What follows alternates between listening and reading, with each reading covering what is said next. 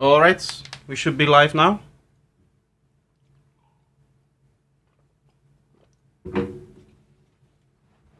How are you guys doing? I can move this out of the way. This is all set up. Alright. Hello everybody.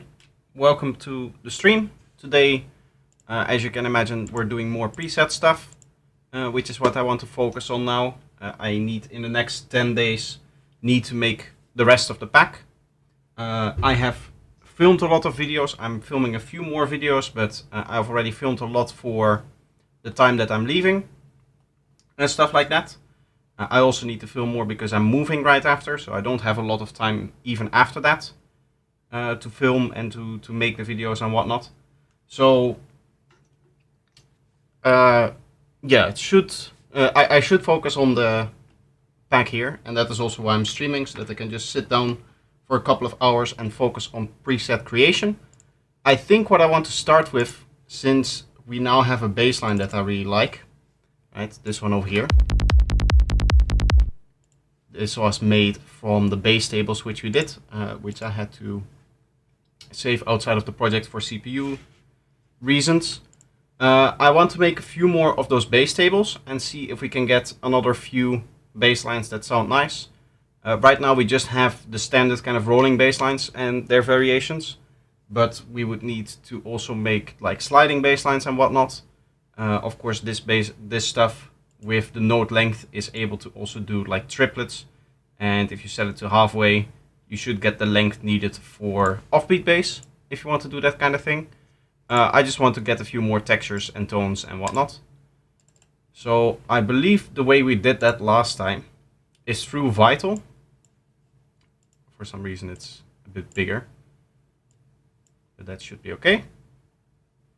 It's through Vital we did it the last time. So I'm just going to open up another base table here.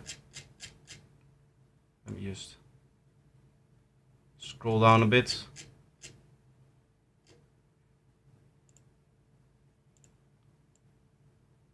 Get myself a texture that I like, maybe something like this.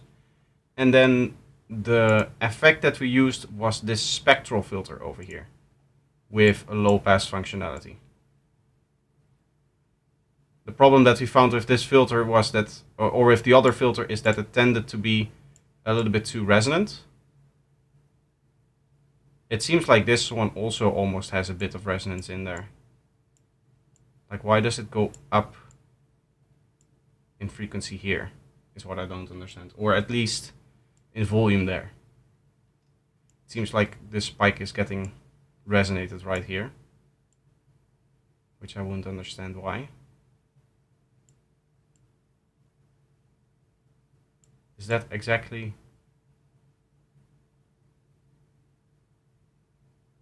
I don't know. Rito, welcome to the stream. I'm doing great. Thank you for asking. I hope you're doing well as well.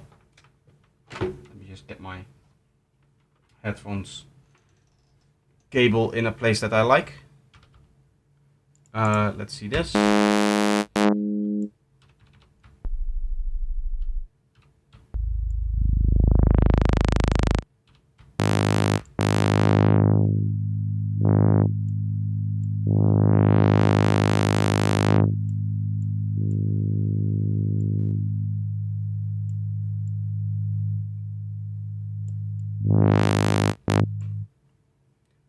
Okay, sounds nice. The way that you use this and the way that you turn this into wavetables is by setting this to seconds here. And then I do kind of hate that double click isn't, that there isn't a way to double click to enter the value here. They should really add that, because that is the fastest way of doing that. And then we just open up over time.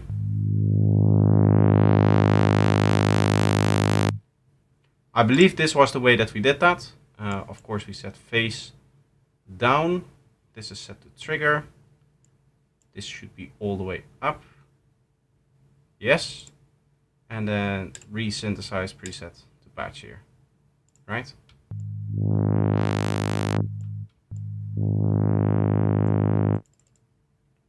just to check. It still feels a bit resonant.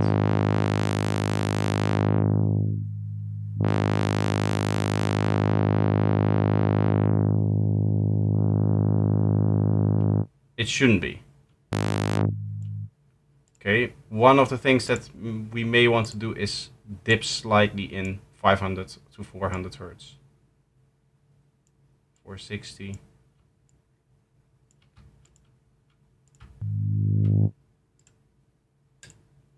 Like this.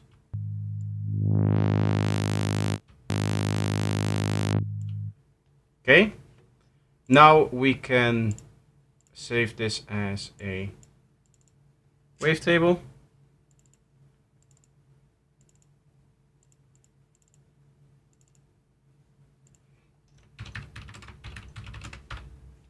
And hopefully we now have a process that actually works.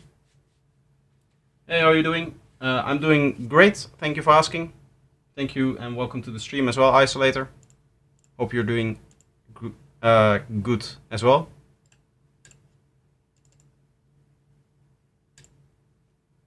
Doing good is not like a proper English term, right? You either have to say doing well or doing fine, right?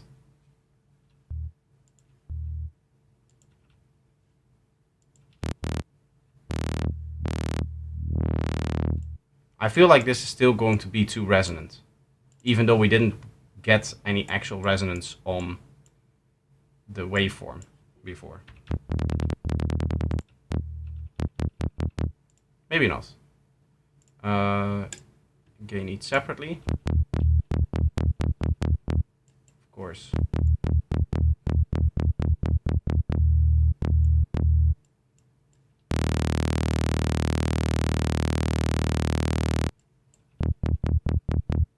That over there.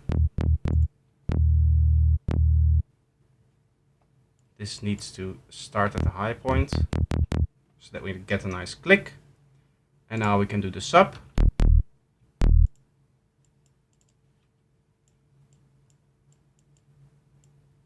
First, let's set up the volume here. Let's set up the volume for the sub here.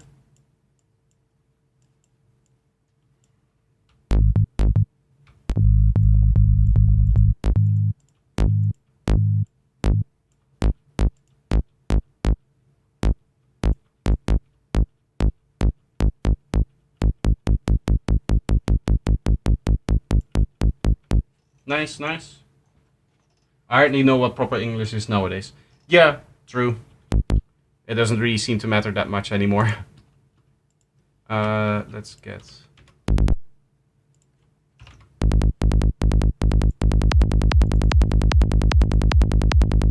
We probably want some velocity control here.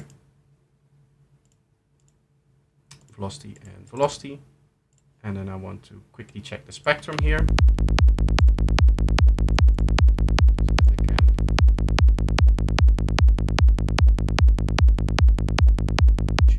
Nice.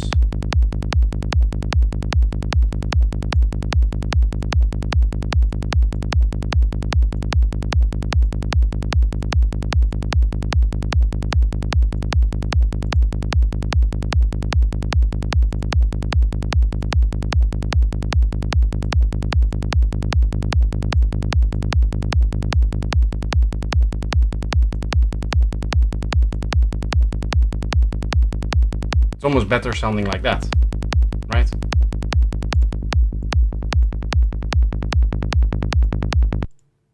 Is there a combination here between low pass and a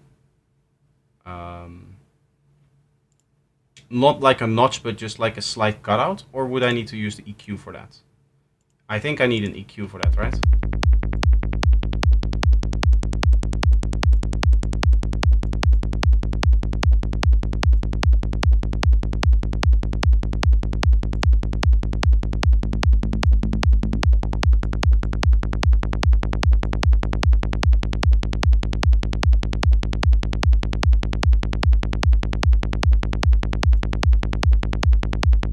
Still like to lower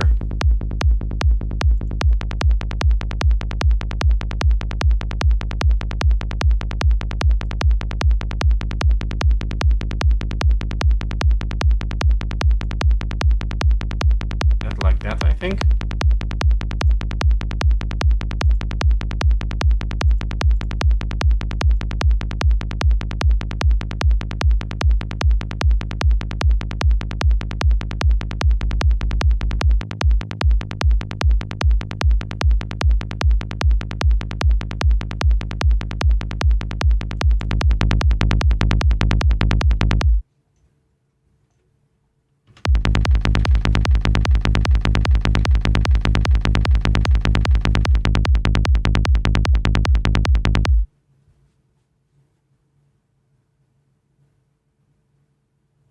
How to get rid of high frequency click to kick. If I translate it correctly, of course. To get rid of high frequencies on a kick drum, what you can do is you can low pass it. Like this. Now you don't have high frequencies on the kick drum. And the higher you have it, the higher the high frequencies go. That's how you... To be honest, that works for any sound, not just the kick drum. Let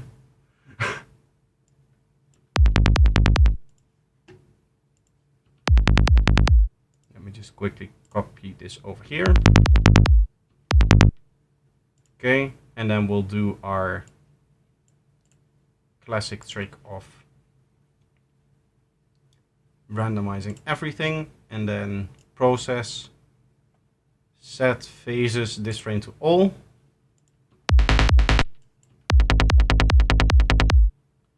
There we have our stereo part of the sound, I guess.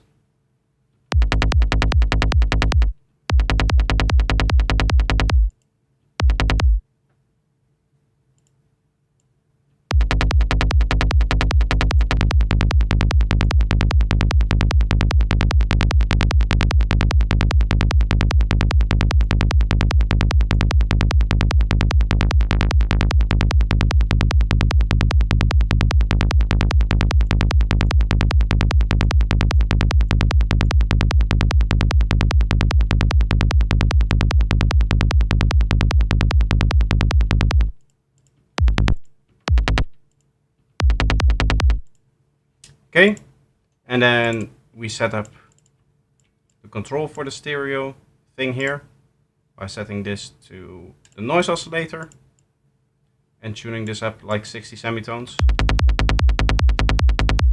Now we have stereo width. I do want this to go through, in this case, let's go with a high pass filter.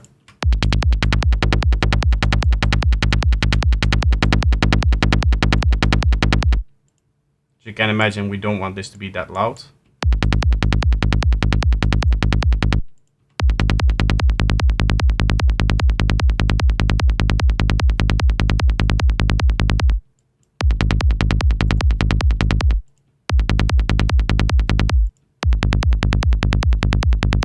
Is it just me, or does this sound like it's staying more open?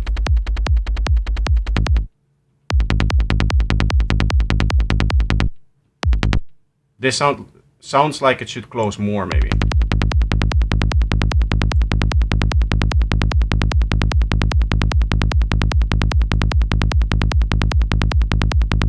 Why does even this still have high frequencies?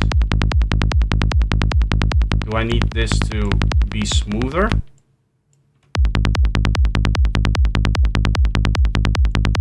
I think I do.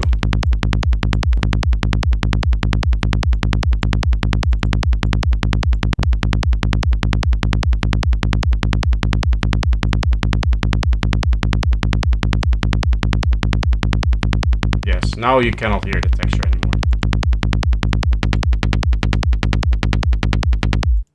That's what we want. Okay, then we go bandpass.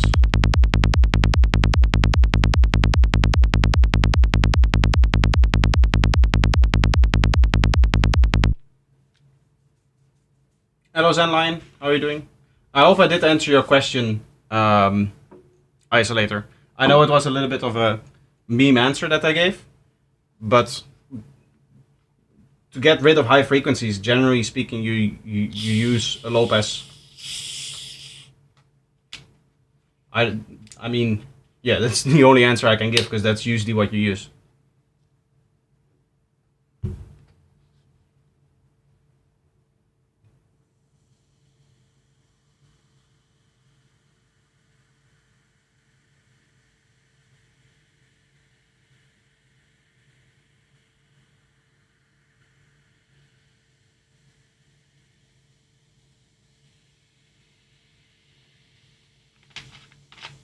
Can you break down your patch quick? Not really. No. the the methods behind this patch and explaining everything that is happening in this patch and why I'm doing certain things, it has taken me, I would say it's like 3 hours of the ultimate guide, plus another hour or so of other videos worth of just content of me explaining how patches like these work.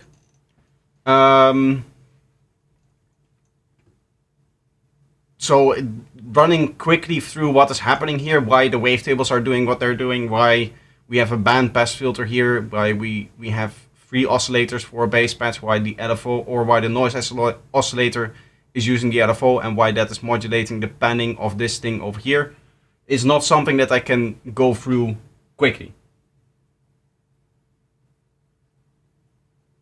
No, I just mean what is enveloped where, and that's about it. But that won't teach you anything. The LFO is going to the wavetail position, this is going to the volume, and this is going to the volume over here.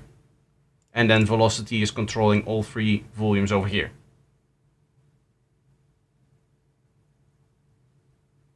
I mean, the situation where I take one preset from kick 2 and the kick already has this high frequency click, but I want to find how to off this inside kick 2.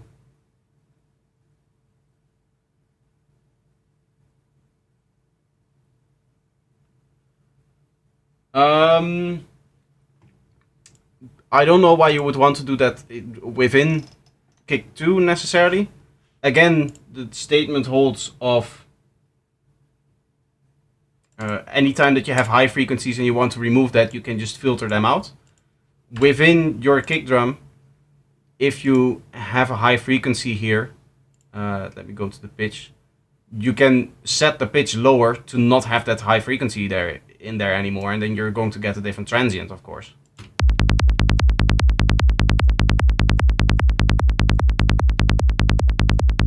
It's also going to destroy the sound of your kick drum.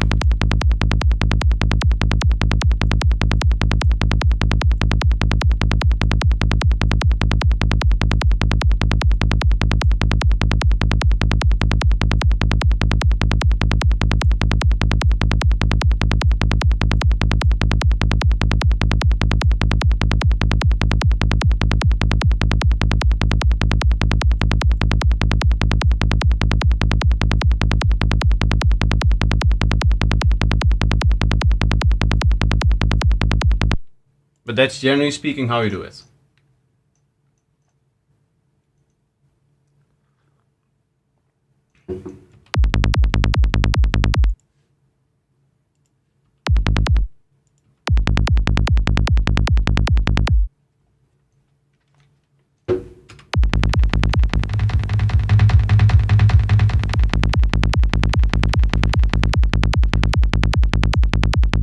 The longer I'm playing with my or the longer that I use my headphones, the less I trust them.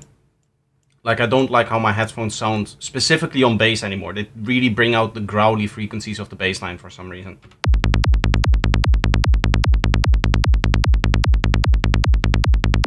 Also, why does this seemingly only apply to the right?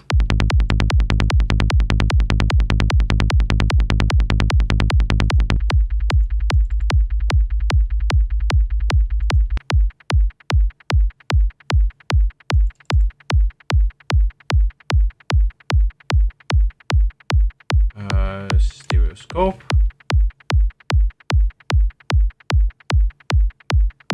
Why is this going from right to nothing?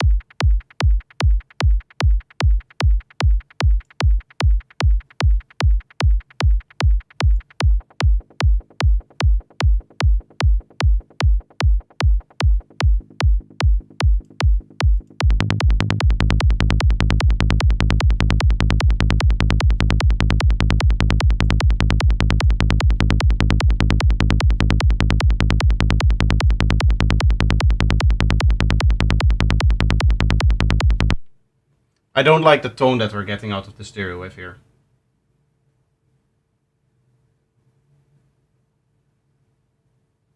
Because I was trying to cut it with EQ, but the click sounds anywhere. I don't really know what that means. The click out of the kick drum is purely high frequencies. If I have this kick drum over here and I low pass it, we have no more click. Right? So if you want to remove the click, there is definitely a possibility to do that.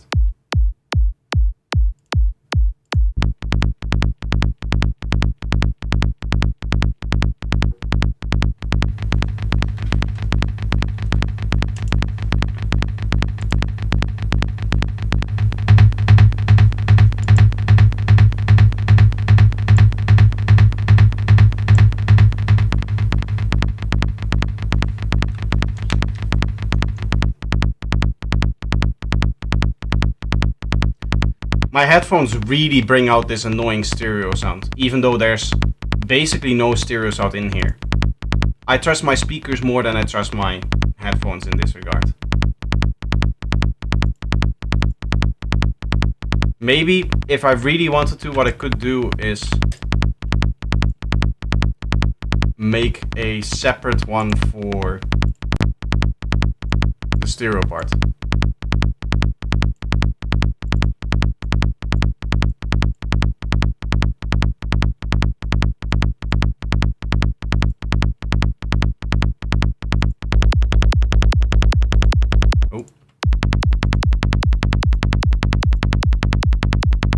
Is it just me or is the...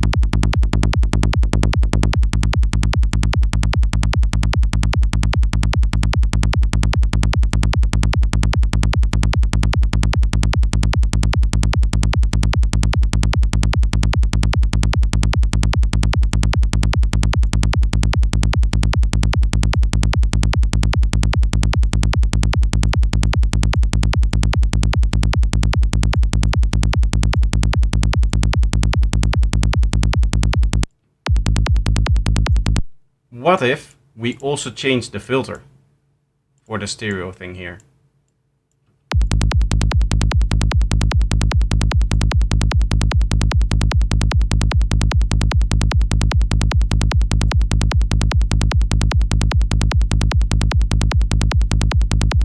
I like the sound of that.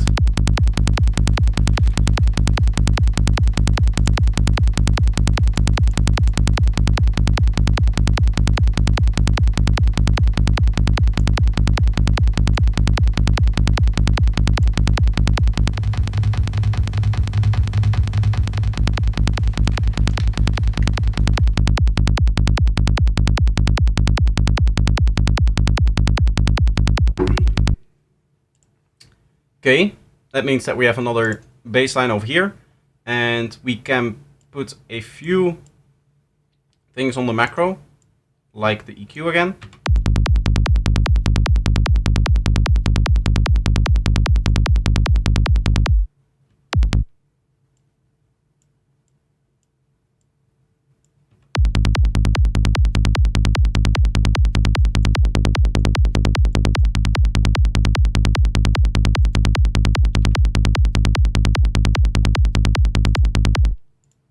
I'll do the standard stuff of having this on the module.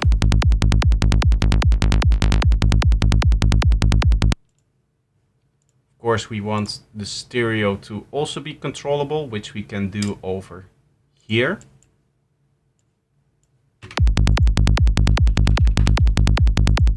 Already I do like the texture that we get from the types of wavetables that we're making now.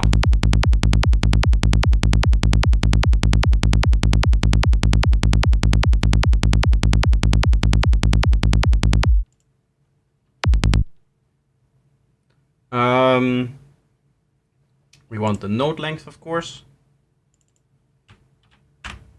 Trick that I do for node length is, first of all, we want to sync up all of these things over here that actually are 16 node, which in this case is all 5 LFOs. And then we can set triplet, and you can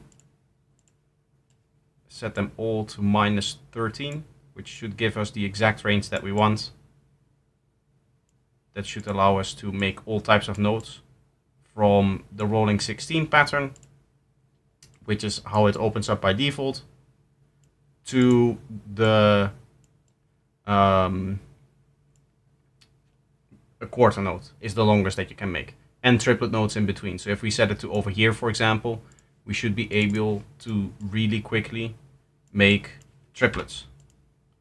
Control 3 here, and I believe it's like, yeah, one shorter.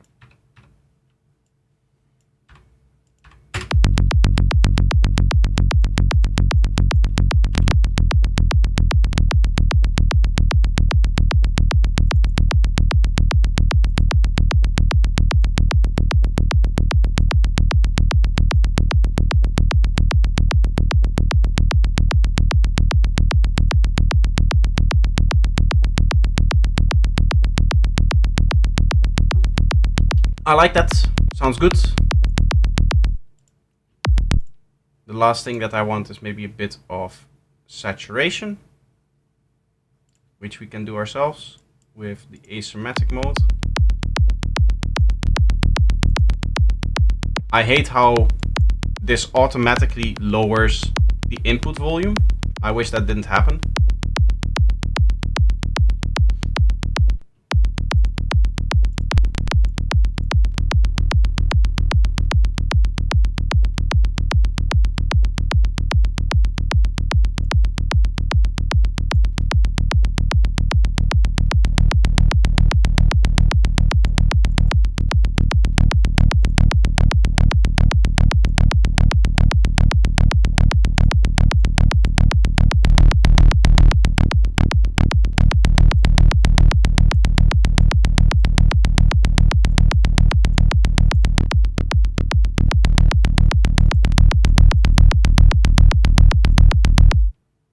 Okay, and then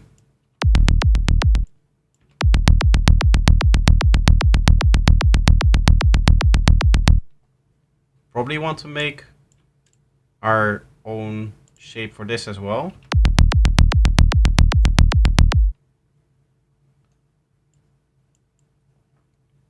Right? So instead of LFO 5, it should be LFO 6 here.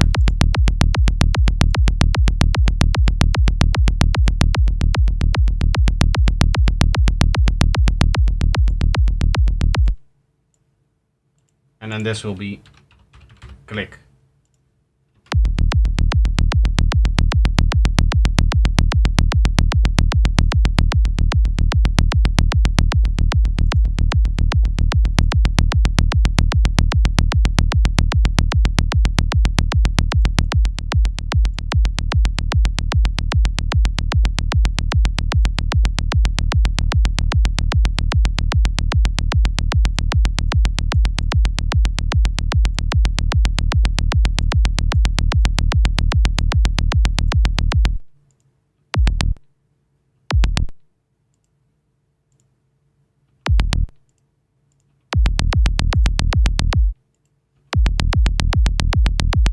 Yeah, that's a big issue.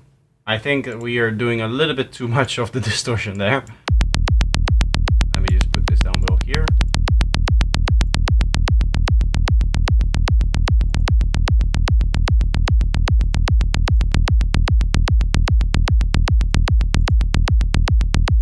Even without it, apparently.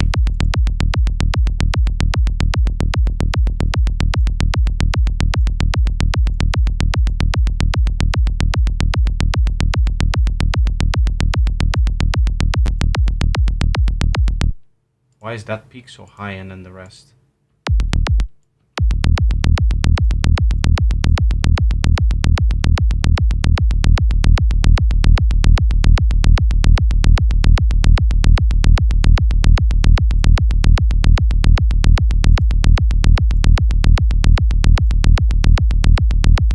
Okay, that's better.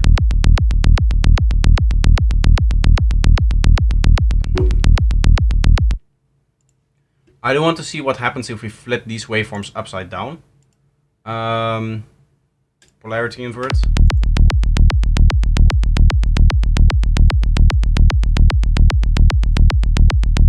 I think that sounds better.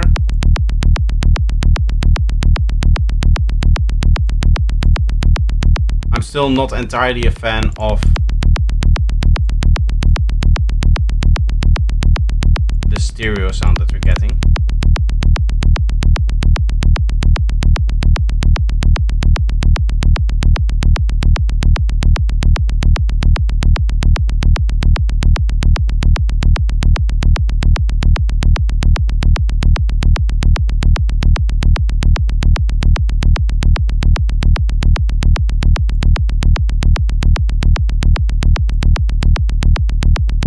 Maybe something like that.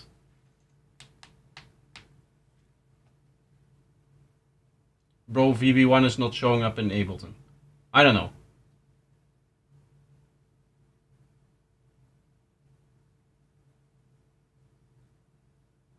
Is this the new upcoming preset bank? Yes, exactly. This is going to be for Psychedelic Essentials Volume 4. My next upcoming bank. There is a lot of new cool techniques that I'm doing within here that allows me to deliver process basslines essentially within the synth, which is the main upgrade.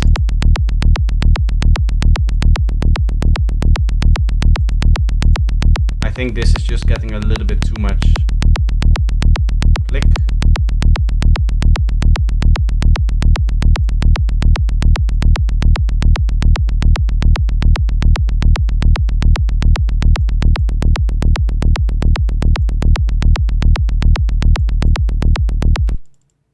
I think we're pretty close now. Sorry, no. This is note length.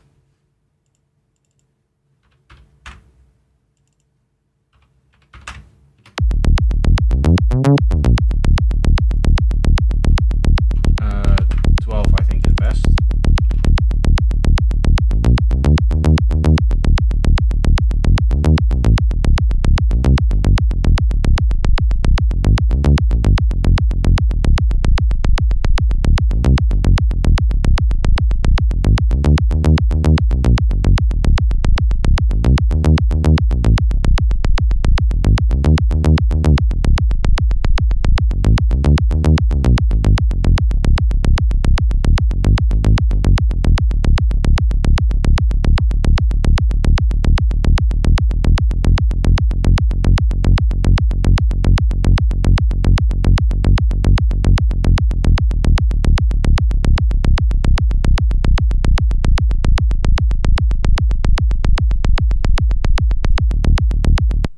I like all of the cool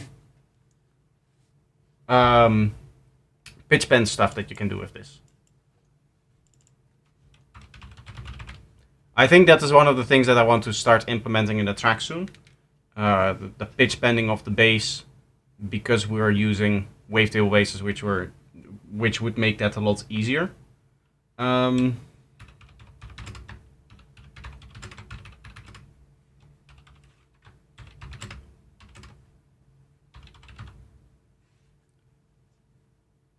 Okay. We have power hour there, which is already a strong one. Calling this stronger. We have now 1, 2, 3, 4, 5 normal rolling bass lines. I think it's time that we also make a few other ones, like a sliding one, which, since we already have the wavetables for it, here. Wait, what's this? Oh yeah, these are individual frames. That's different. We should be able to use this for sliding basses as well.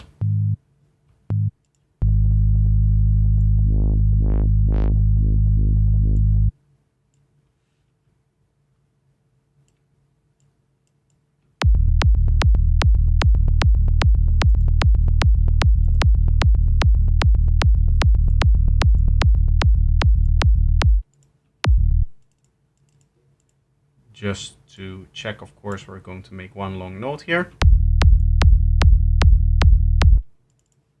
which is going to temporarily sound terrible because we have no sidechaining yet.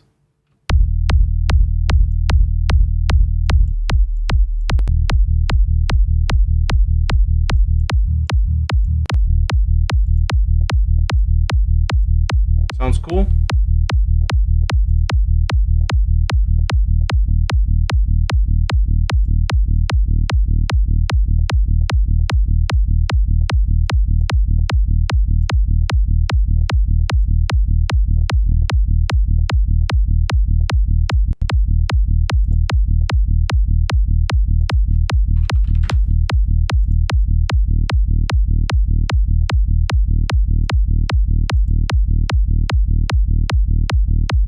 I don't like how steep the cutoff is on this.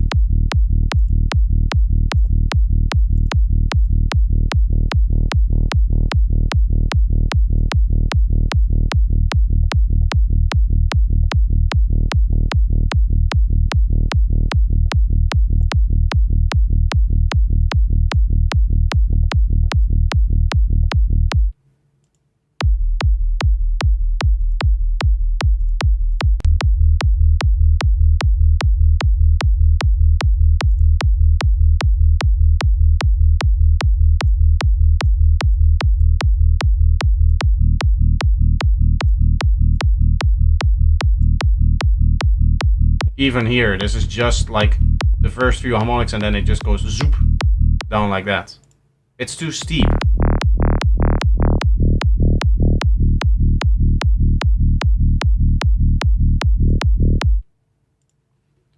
It's too steep of a bass line.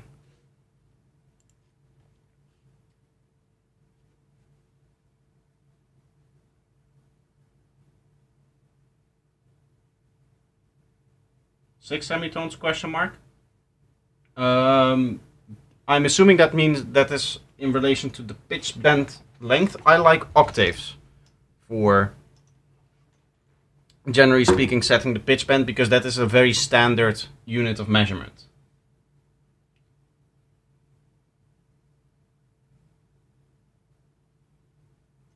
Try the top bend, and if sharply upward, question mark, how it sounds. I don't know what that means.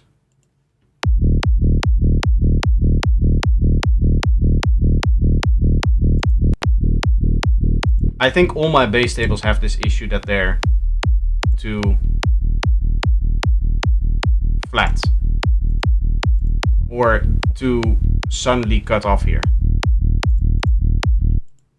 So what I'm going to do is I'm going to make one again with just the wavetail playing.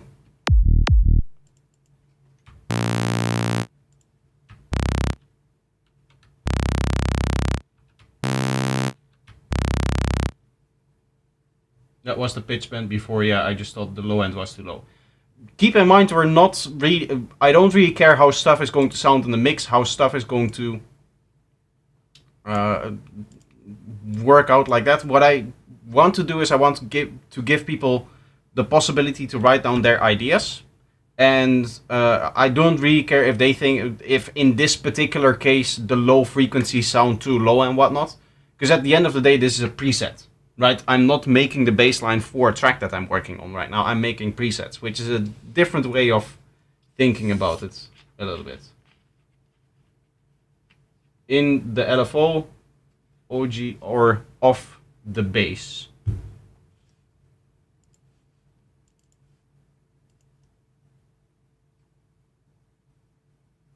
Try the top bend. And if sharply upward, how it's... I don't know what the top bend sharply upwards means.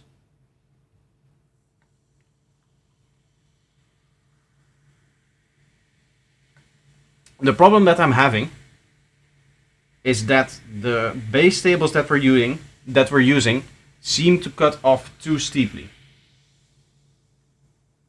Sure, you're making it with the possibility of use in mind. Yes, at the end of the day, I just want people to be able to write down the ideas that they have, and then it's their responsibility to get that sounding good in any potential mix. Because at the end of the day, I don't know which mixing contest is going to be useful. And for one, you have curve like sidechain. Yes. Yes. This curve upwards. You mean like this?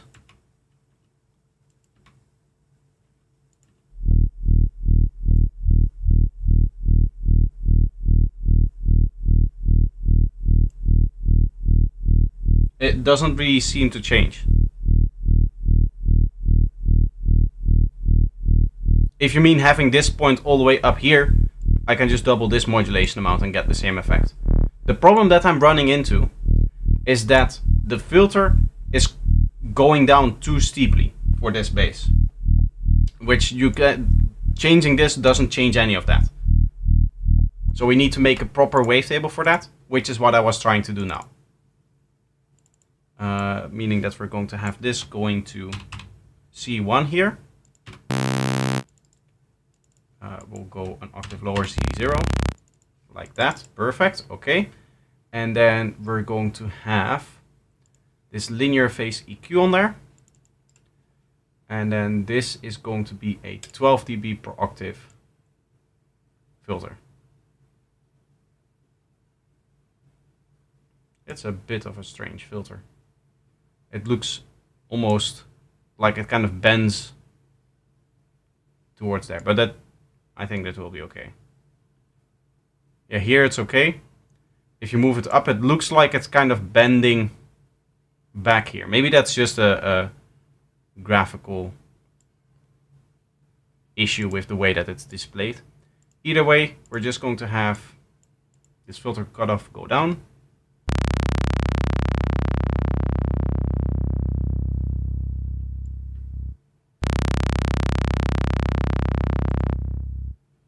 I want to end, yeah, roughly on there, okay. And then duplicate it.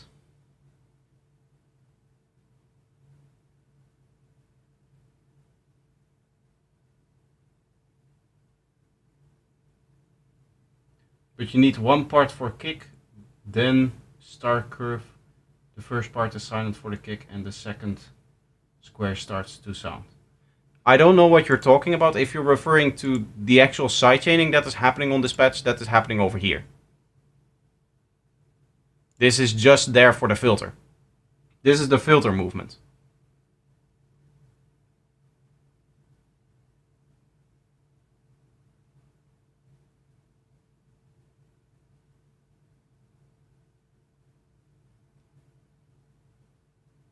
So this is the sidechaining that we're using. As you can see, this is going to volume. And this is plenty for sidechaining the kick and bass. We checked with SideScope. Right? We had it set up for SideScope. Yes. As you can hear and see, our kick drum isn't affected by the bass line here. In fact, our kick drum is a little bit short. Technically, it would be better if we do it like this. Once again, keep in mind that this kick drum isn't part of any of the preset back here. You can tell how this man how bass lines work. He will school you. Of course, you can tell me whatever. You can have discussions with me. I'm always open for discussions and explaining stuff, because that is how people get knowledge, right? That is how other people learn as well, and that is sometimes also how I learn. I learn a lot by trying to explain things to you guys. So I don't mind it if people ask questions, if people have things that they want to bring in and things that they want to let me know. then feel free to keep talking. It's not like I want you to stop like asking questions or anything like that. I try to explain, at least from my part, what I'm trying to do, in order that you guys understand and the reasoning behind it, what I'm trying to do and what not. Yeah.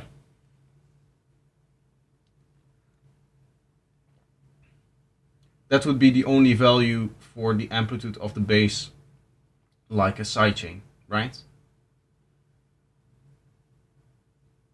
That would be the only. I don't know which word in the.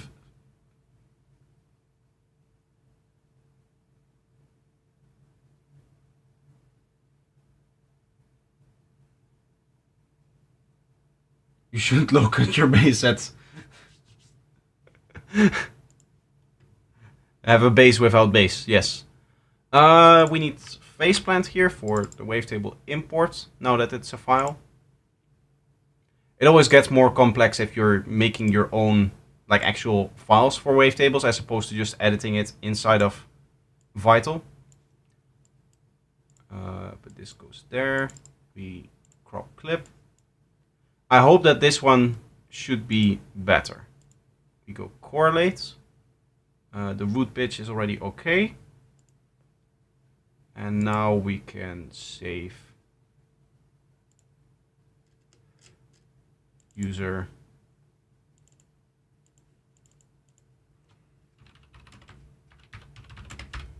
base table 5. Okay.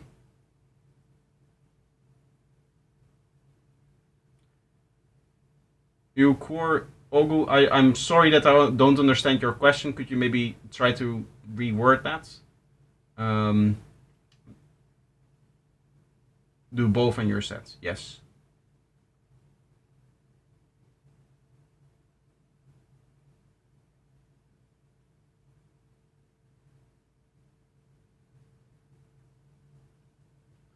Trying to understand what that guy meant with the only value or valid maybe there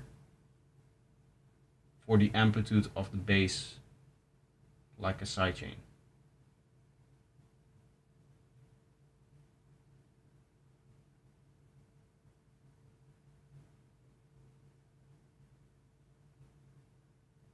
Bro, I'm just interested how it sounds with this curve, because maybe I want to buy the preset pack. I'm just interested. I'm study, bro. Yes, okay. But I was trying to understand what you were trying to do with the curve. With like this so okay. Let me maybe explain what is going on in this bass patch, what we're seeing here.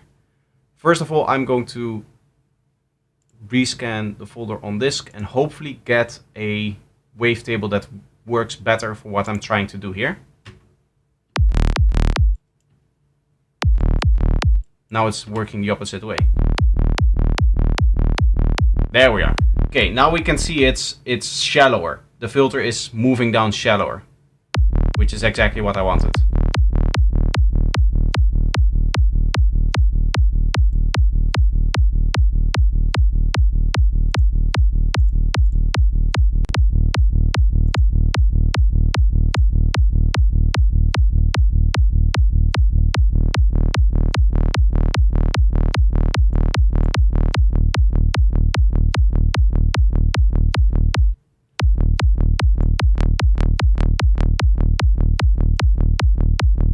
Might be a bit too shallow now.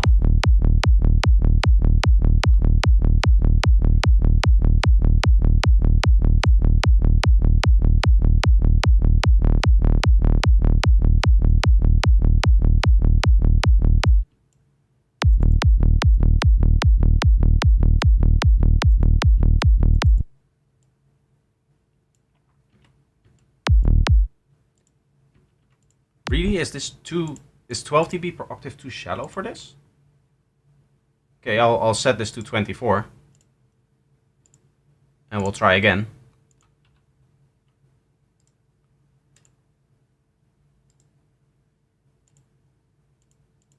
That shows how steep the spectral filters are then. Because I thought it would emulate maybe like a 24 dB per octave filter.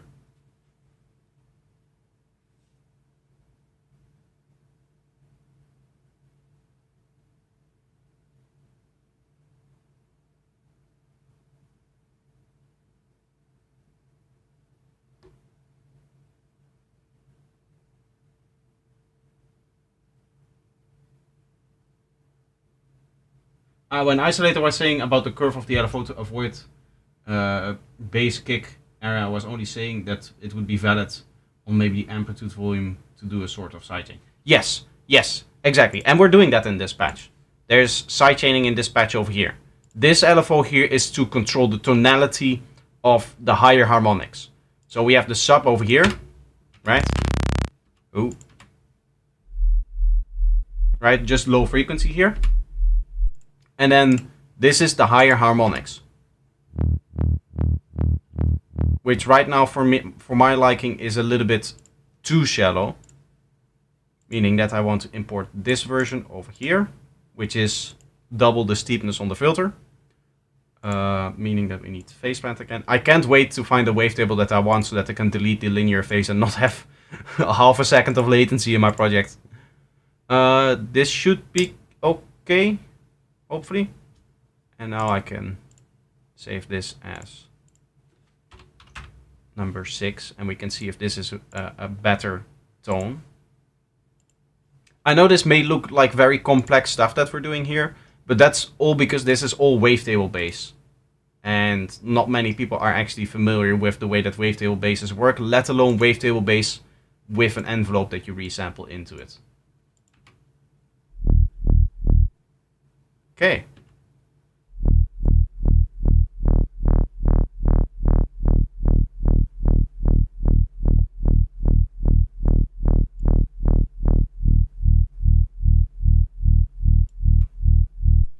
Okay, I like that. I want to set up another LFO to -90 here to the wavetable position. We are setting up a double modulation here so that we can set this to the mod wheel.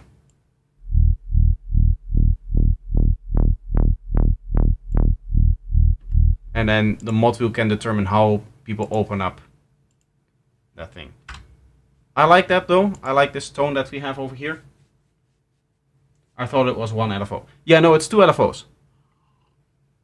There's two separate things happening here. Also, once again, I don't really care how it mixes with the kick, for example, that we have over here. Right? Because at the end of the day, I'm making a preset, which means that people will never hear it with this kick drum over here. I know that technically speaking, like this is a mess, right? It's a little bit better now with this wavetable that we have here. But still, if we just look at the layers over here, you can see that this is exactly the opposite of what you would technically want.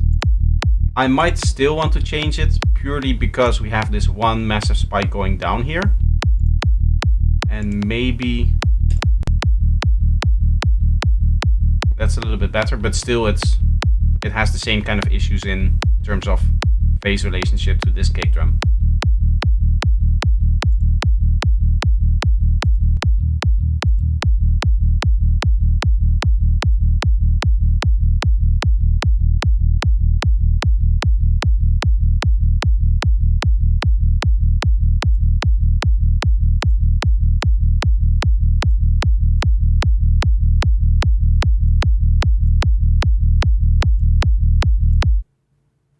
Here this goes to the X, and I want to have one to the point so that we can make this go a little bit lower.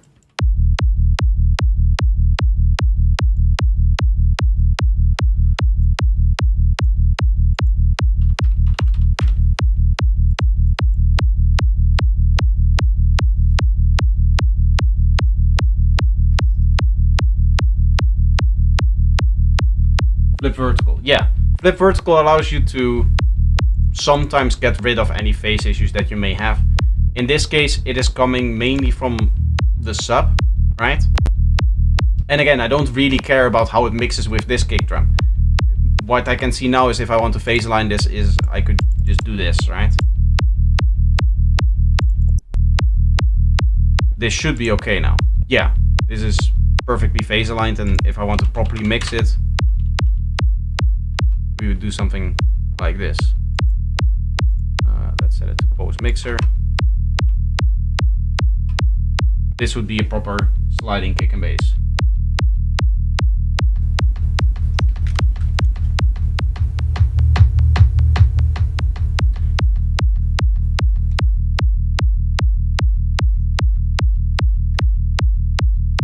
How much bass in my bedroom?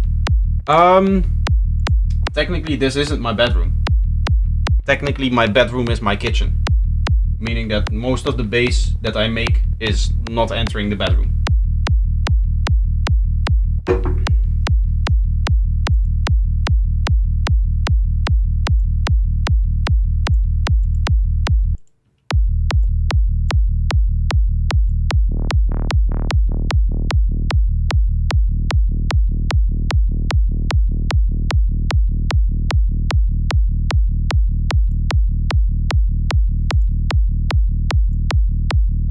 I feel like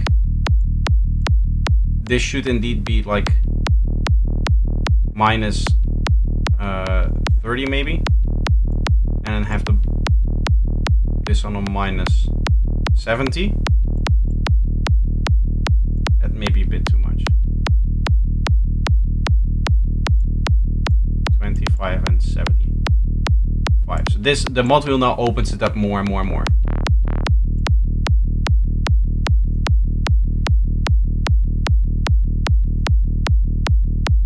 I do have mirrors, great early reflection points. In that case, if you're asking about like the reflections and stuff of my room,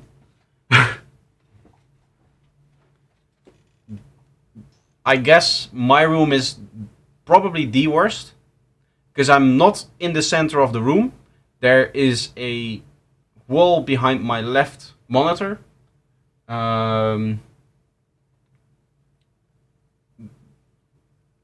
None of the walls are treated. The ceiling here is slanted to one side. All of this behind me, I believe this is like drywall, which is supposed to be terrible. When do you move into another apartment? At the end of next month, technically. So at the end of August.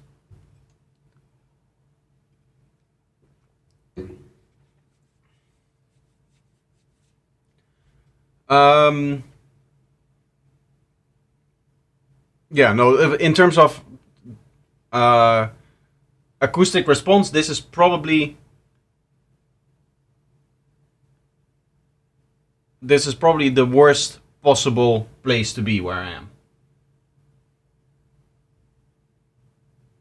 I think it's good actually not to be in the center. I believe for stereo wave you want to be in the center. I believe for some frequencies it may be the case that, yeah, your standing frequency is a little bit louder in the middle or in the center against the wall. You want to be in, as far as I understand, you want to be in the center of the shorter of the two walls, right?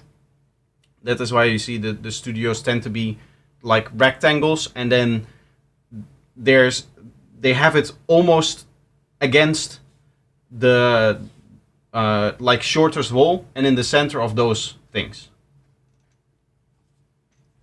or in the center of that wall. I believe that is done mainly for a balanced stereo field more than a balanced frequency response. Because what I know from acoustics, which by the way is not, it is almost nothing. So don't take my word for this. This may be completely false here. But I believe for stereo wave, it's done in such a way that it's best to be in the center of the shortest wall of the two lengths, right? Because a room, it can have two lengths. If it's a square room, of course, then you want to be in the center of the shortest of the two. I use real phones at home because don't have monitors.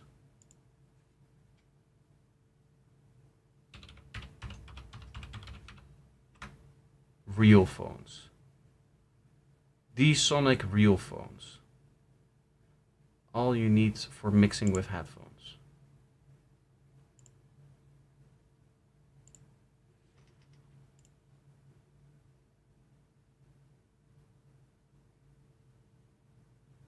Oh. Oh, don't do this. This is some kind of room emulation. This does not work. This is not actually emulating the room that you're seeing here on the picture. Because it can't.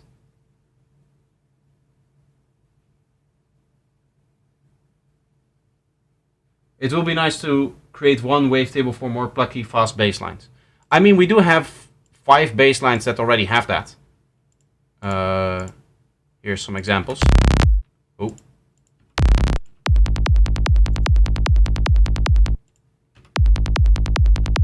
The cool thing about this setup, together with the kick being synthesized as well inside of Audija kick drum, is that this works for literally any setup that you can imagine, for any BPM that you can imagine.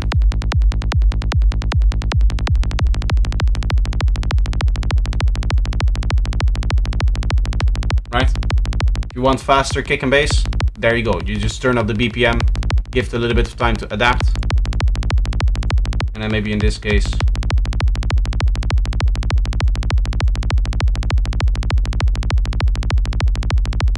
you want something like that.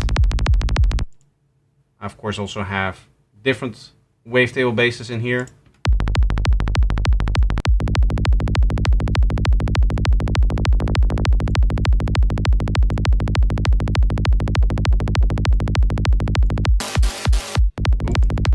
Where's the last one? Oh, this is not in here yet.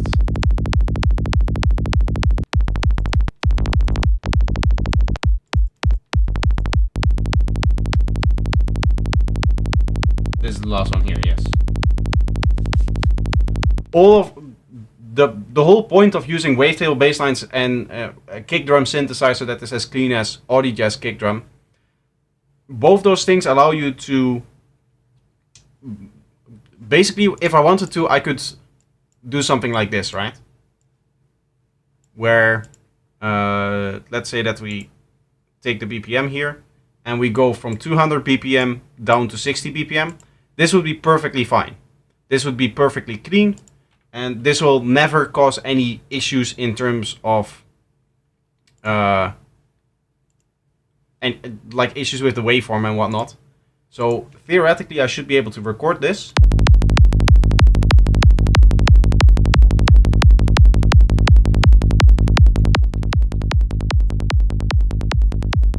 And wherever I look, you can see a clean, full kick and bass that we're getting from that.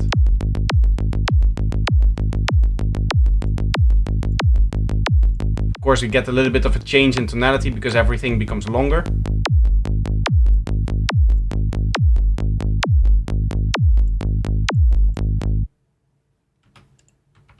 But this should be entirely clean.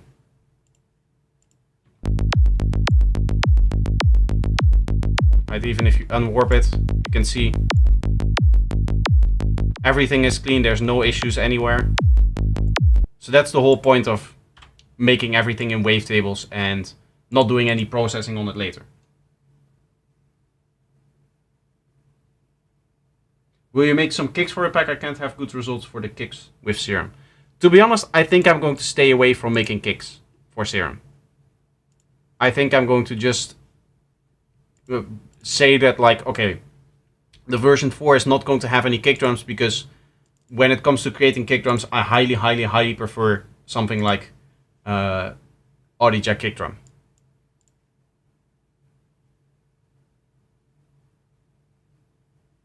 Don't you have to change kick sample size with it? No. So that's the whole point of keeping it in MIDI, keeping it in the synth and keeping it clean, is that you don't have to do that. It just creates the kick drum based on the settings that you have for the BPM that you have. For some reason, every time I open this plugin, it is moved slightly to the left. Maybe it's because it's slightly too big. Yeah. It just moves it to... Yeah, now it's okay. So this is in MIDI. This isn't a sample. Do you use kick head layers on your kick? No. I think maybe in this one I did. Or I did the... Yes, I did. In this case... Hello? Sorry.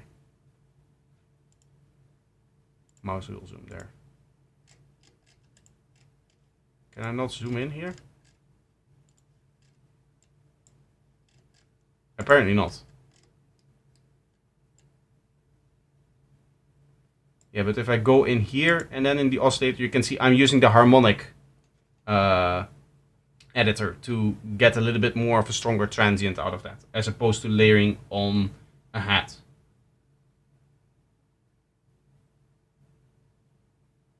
Poly BPM trance was born. Yes, exactly. We can make psytrance that doesn't make any sense by doing stuff like this, if we wanted to, just changing the BPM all the time.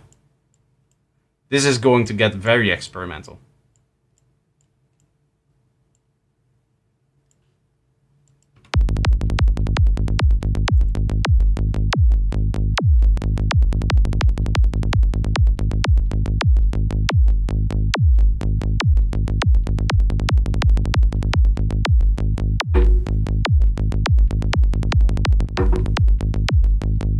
I could do this, right? So this is never going to get unclean in any way.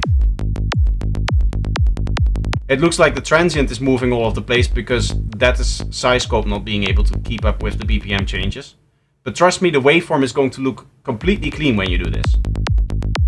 Like you're never seeing any bleeding into the kick drum, stuff like that. You never see any massive peaks coming out of it. Maybe some slight peaks every now and then.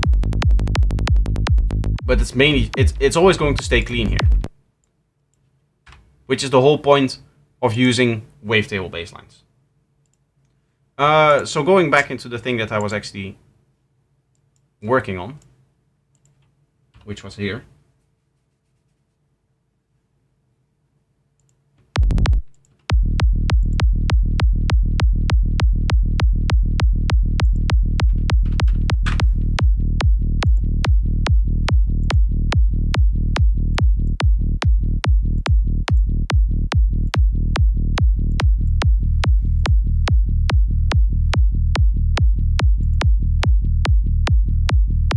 Okay, I like that.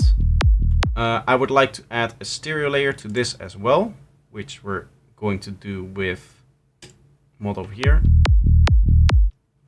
Again, we'll go to the highest point in the wavetable, randomize all, and then this, right? And then I think a triangle wave is the better one, because that is what we had the last time for the modulation. And if we had it any like sharper like this, we were getting clicks and whatnot.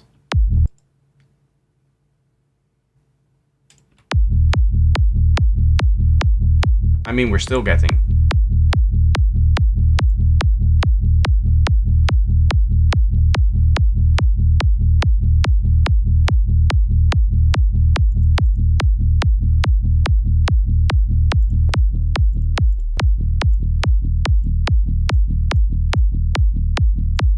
Again, we're still getting higher frequency material out of that. Which is exactly what I don't want. Even here.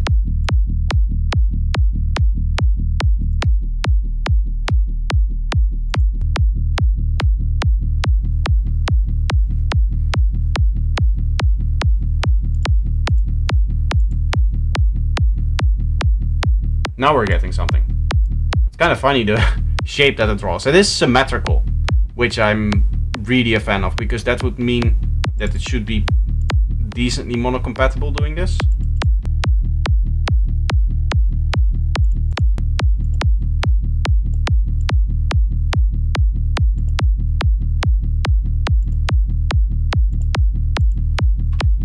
I am indeed not really a fan of the wobbly sound that we're getting here.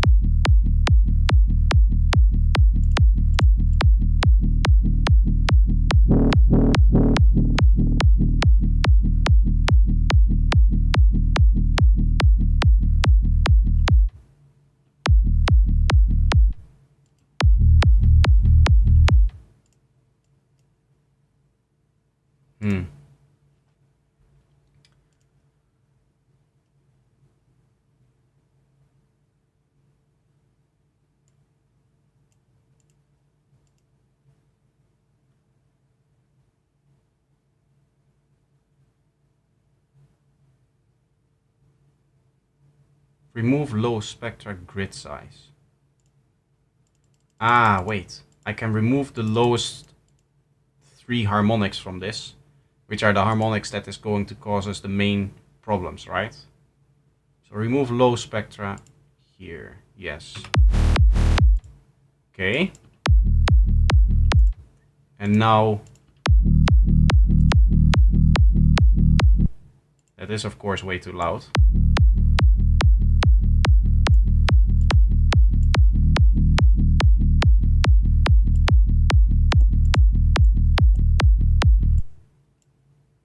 But now we should have a nice stereo control here.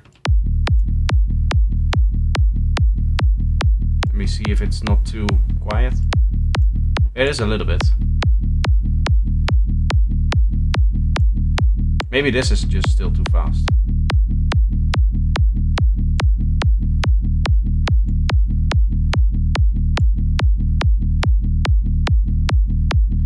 I like it this low, but now it's just going to the right.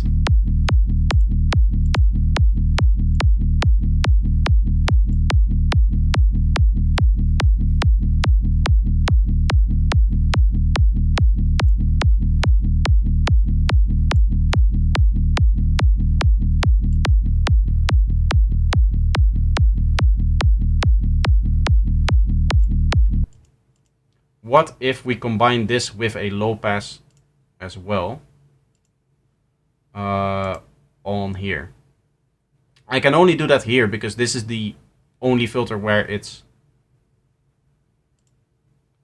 like where I can just process the B oscillator.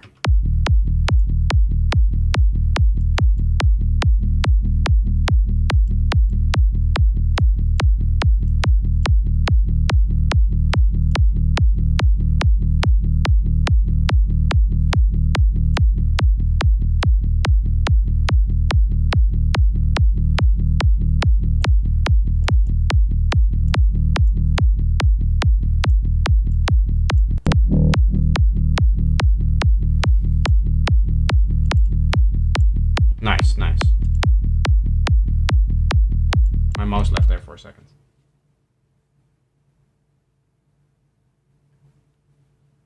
Projector, I heard a sound in a track on SoundCloud. Can you remake it if I share the track? He has a chat on his Discord for that purpose. Exactly. You can drop it in there. I don't think I'll do that this stream here live, because I'm just working on the preset pack now. But maybe after the stream I'll take a look at it, or maybe not. I'll have to see. Currently I'm just experimenting here and having fun, trying to make some basses. The last thing that we can do is add a little bit of an EQ to this, which is going to focus on the whole bass line, right? So this is the most basic form of the bass here.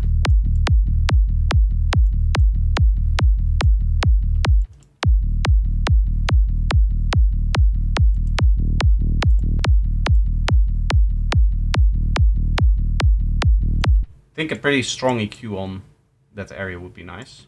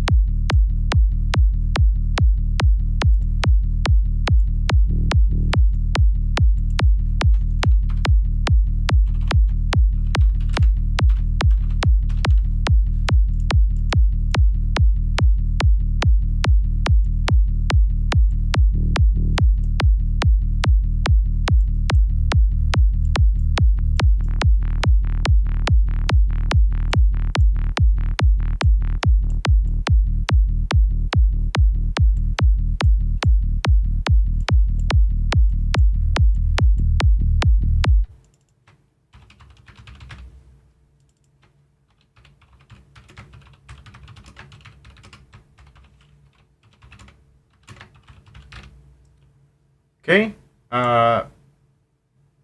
Pitch bend is probably useful on sliding bass lines.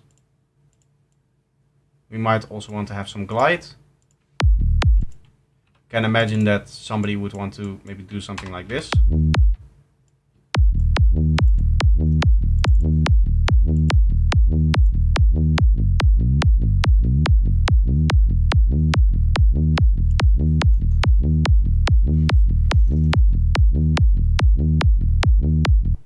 That's nice and groovy. I like that. The final thing that we need to do is make this velocity sensitive by going velocity over A, and velocity over volume B, and then the sub as well. In this case, this has a fairly low velocity, so I can raise this a bit.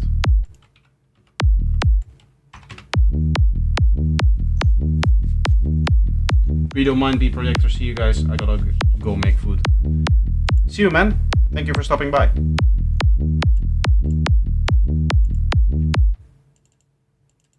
In this case, you can of course do more with it.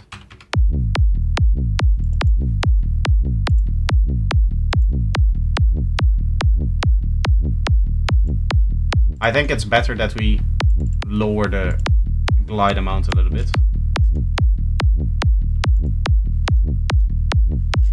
Once again, this should be completely clean. Like not cause any issues with bleeding and stuff like that.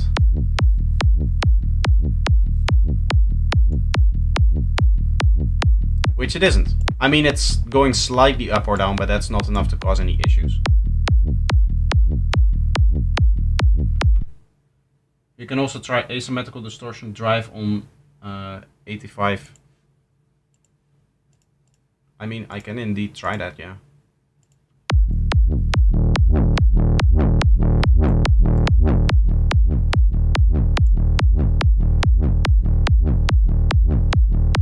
It sounds very bad. I'm sorry. It's not what I want. Honestly, I'm happy with the tonality of the bass that we have here. Nice and deep. It's like a groovy version of it.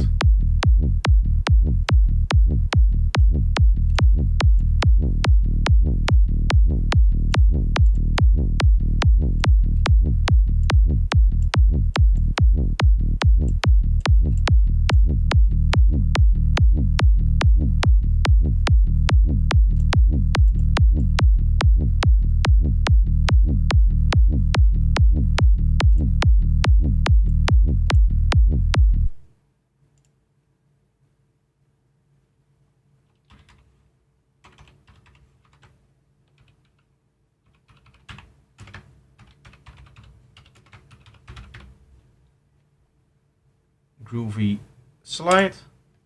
Nice. I'm sure we'll make a few more basses. I just want to maybe focus a little bit more on some synth work after a quick break. So I'm going to be taking a break, and then we'll work on some synth sounds. We have the kick and bass in order to do that. I can group all of this and move it here. And then temporarily turn this off. And now it shouldn't play anything, right? Yes, okay. I'll take a quick break, as I said, and play some music if that loads.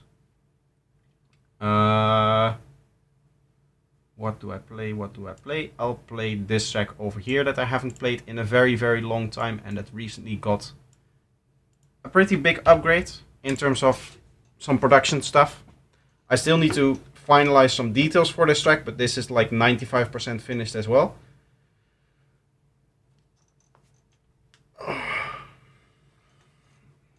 As you can see, I really need the break. Anyway, I'll take a quick break and then I'll be right back. And then we'll continue making some synth sounds.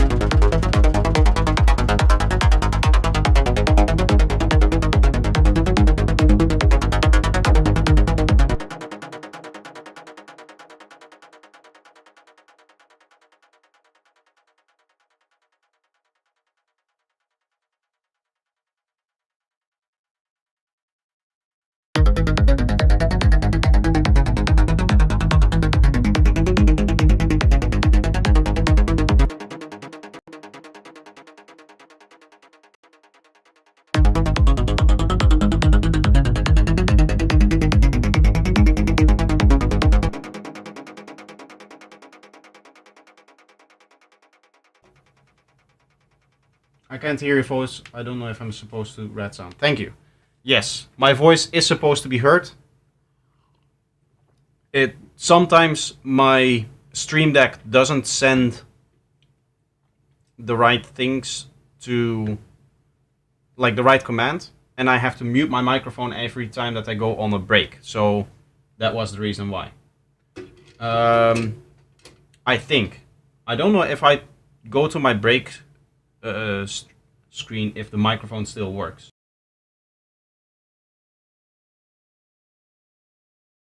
Now, but if I talk here, you guys are supposed to hear me. So maybe I don't even have to mute my microphone. Maybe just switching scenes to the break scene should be okay. Right?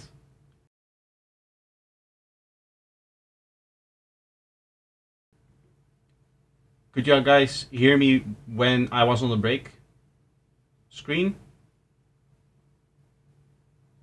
Or not?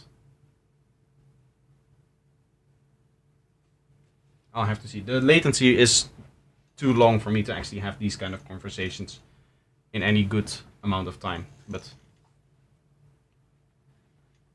once I see the chat message coming in, then it should be okay.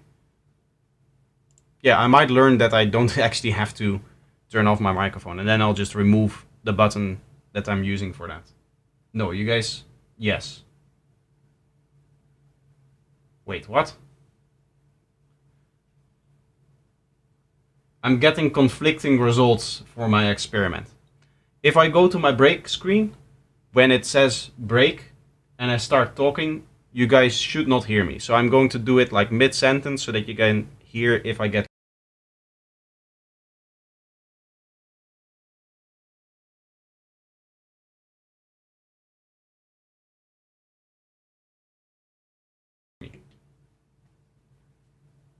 From what I can see in my OBS, you guys, it should already be okay, because it removes my microphone, but it has like a little bit of lag to it. Okay, no, okay. Okay. Couldn't hear you in the break screen. Perfect, perfect. Then I can just remove the button that I used to mute my microphone while I'm on break. Right? Or does that keep the sidechain? I didn't hear you talking during taking break. Maybe there's a few things that I need to, because there's also the sidechain on the desktop thing. Maybe that's a good idea to test. If I play sounds, right, if I play the kick and bass and the ARP here, say, if I'm now speaking, it ducks that volume. I want to see if that still happens if I go to the break screen.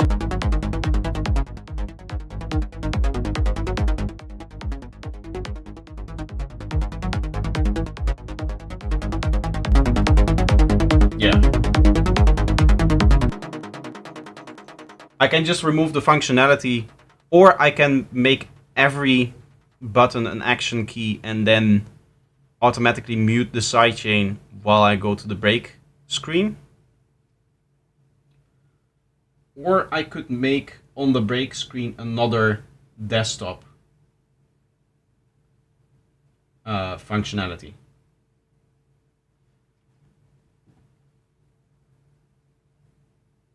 So what I'll explain the setup that I have. We're going to get some interception here because OBS is on the screen here. But the way that my break screen works is that it's basically this whole setup, what you see over here, which is my desktop audio and my microphone. I just remove the microphone from it. I cannot talk while that is happening because there's obviously no mic. But you can see that we don't have the microphone, we don't have the camera, but instead there's the text in there.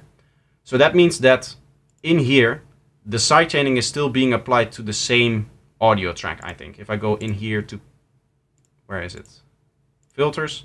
Yeah, this is the sidechaining that makes it so that whenever I'm speaking, the music goes lower in volume, which needs to be there because otherwise you guys wouldn't be able to hear me. But that also means that anytime that I'm going on a break and I make some noise here in the room, if I stand up and leave and stuff like that, the audio still gets ducked, which is annoying because it sounds weird. If there's no mic, if you don't actually hear the audio that is causing that. So I would need to set up probably another audio specifically for the break screen, which does not have the sidechaining on it. I think that's the way to go. Duck still. Yes, yes. Okay. So I would need to fix that, but I don't think that that will be a big issue to fix it. What would be cool here is if we again use something like a multi, and then maybe a notch filter in here as well.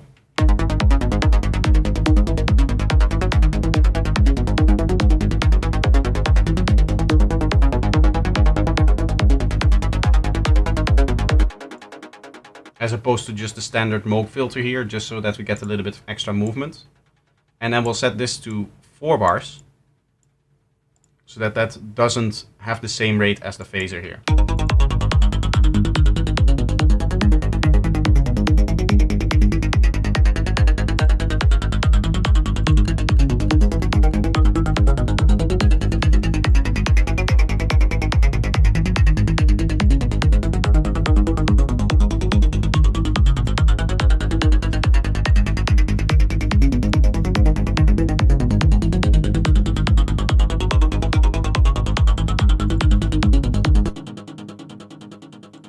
Okay, I think I want a little bit of a volume shape here so that we get a bit more of a gated sound. Here and here.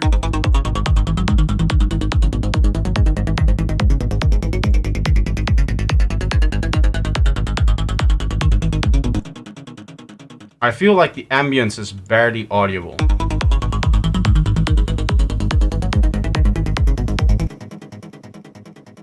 Like the delay is barely there.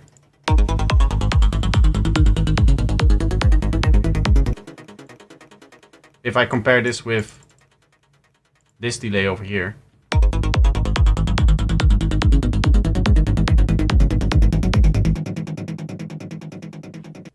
Maybe it's just because, I don't know, maybe it lines up neatly with the notes that we're playing. It might be the case that this and this and this all lines up, but I don't think it should on 1/8. Dotted.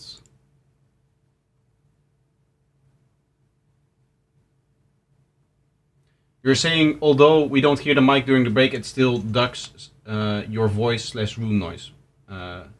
Right? Yes, exactly. That is still the turning off the microphone does not turn off the sidechain by itself. So I would need to have, I could make a separate audio source, one that is sidechained for all of the scenes that I need the sidechaining, and then one that isn't sidechained for the scenes that don't require the sidechaining, where I just want the audio of the desktop to come through. I'm still working. I messaged somebody asking about a starting and end screen for my streams. What I would like to have for my start and end screen is maybe like a little artwork or something like that, and then a space where it shows the latest uploads of my YouTube channels, the projector channel, and then the also projector channel, right, where Conversations with Projector gets uploaded, so that there's so that at the start of the stream you guys get to see a little bit of the content that has been recently out or something like that. And that is inspired by another person that also has that in their stream. And I'm talking to them to see if I can set that up, if there's like a bot that can automatically set that up. Hopefully I get an answer for that, because I believe for them it was specifically programmed. Otherwise I would need to do that myself, which really I don't want to do.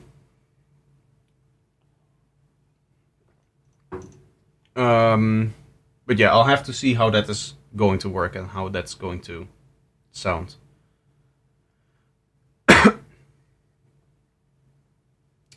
What might be cool is to temporarily set this to sync, and then here, and then set them back to FM from noise on both of them, so that we can assign one to the sync over here.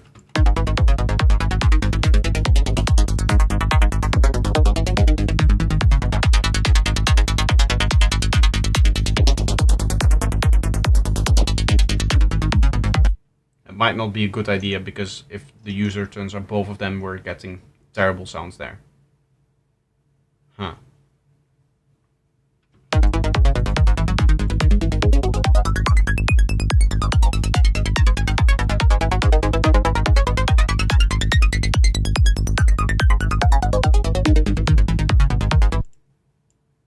Maybe we just set this higher.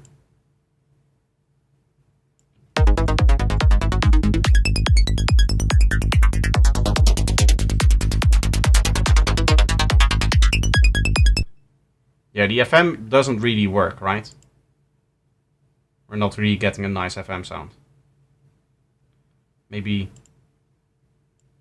bending this would be cool.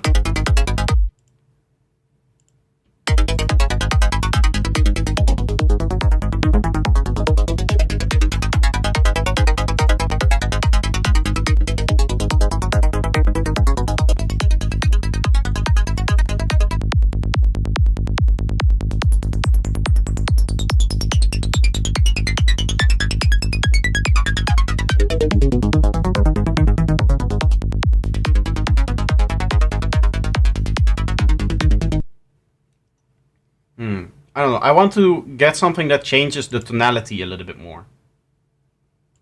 Remap. We'll try to make a cool shape out of this.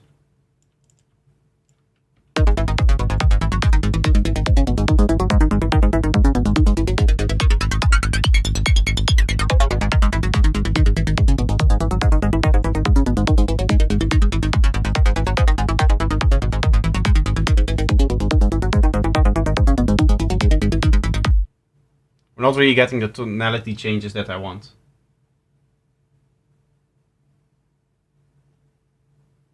You can play with different wavetables on oscillator A, some multi-layering.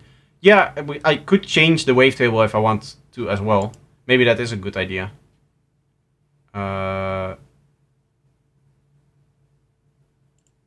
Some of these Juno thingies here.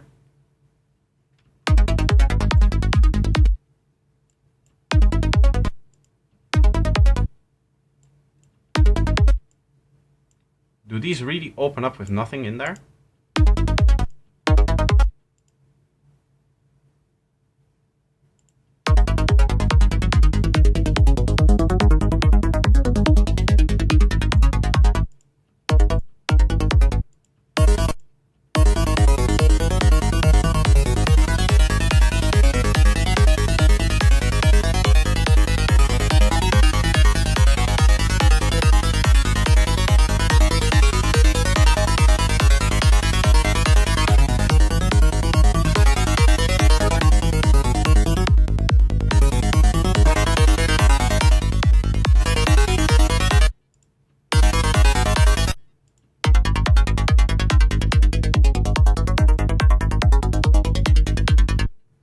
I think I'm going to remove this.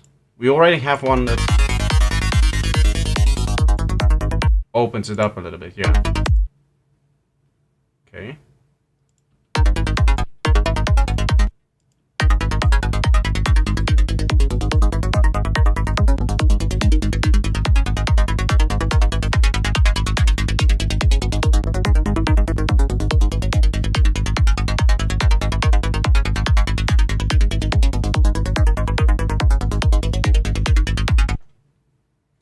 I don't like how little the tonality is impacted by the different wavetables.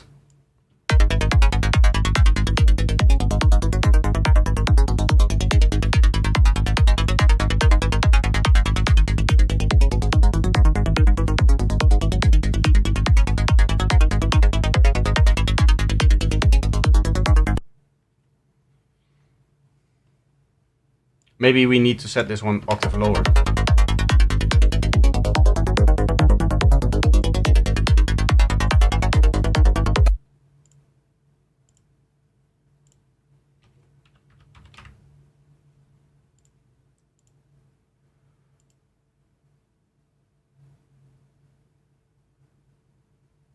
I saved it somewhere, but where? Oh yeah, no, that's not what I want. This needs to go to LFO shapes here.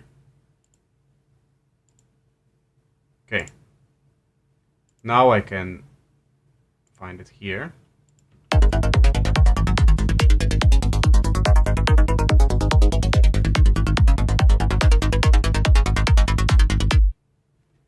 That's already a bit better.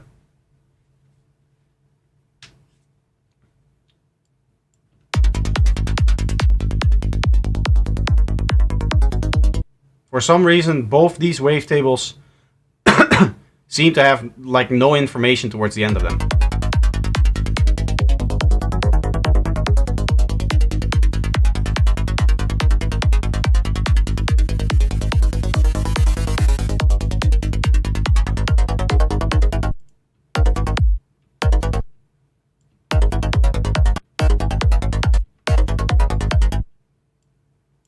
What might be cool is, yeah, to do something like this.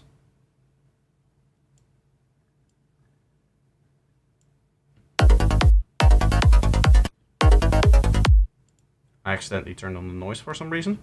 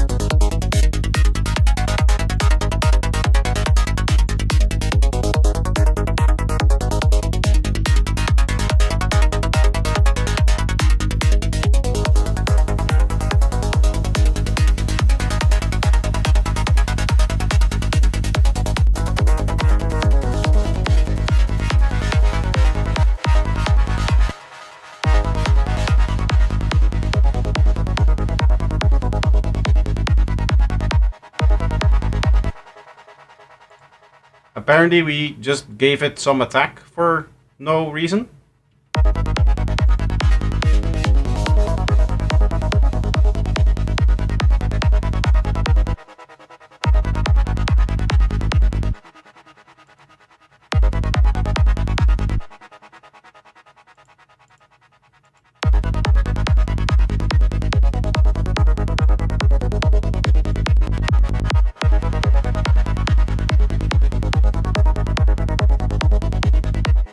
Where did our plug go? Why did... Huh? So before the noise oscillator turned on,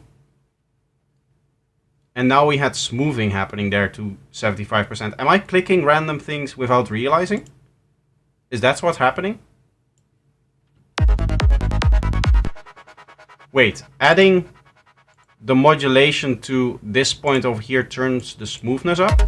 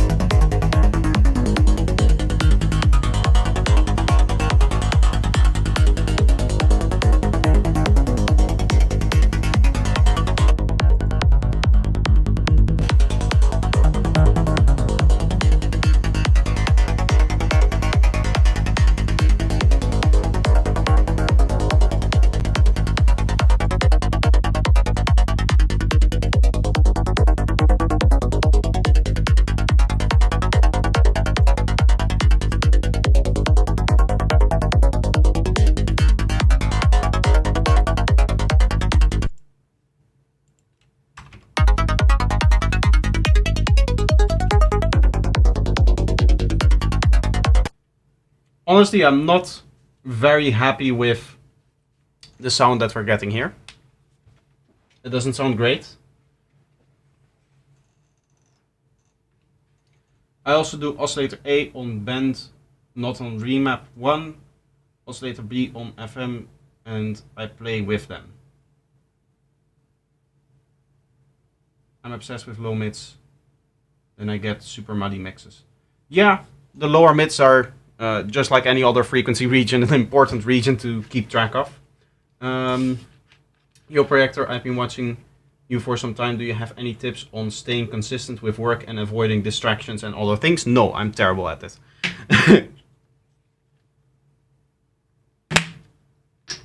Sorry. One of the things that I hate the most about life is that nowadays all of the tabs from all of the bottles are attached to the bottle itself. Because it gives you, if you pull it off, it gives you these things over here. The things on the side. It's not in focus, but you should be able to see like this thing over here, right? The little thing there. I hate that.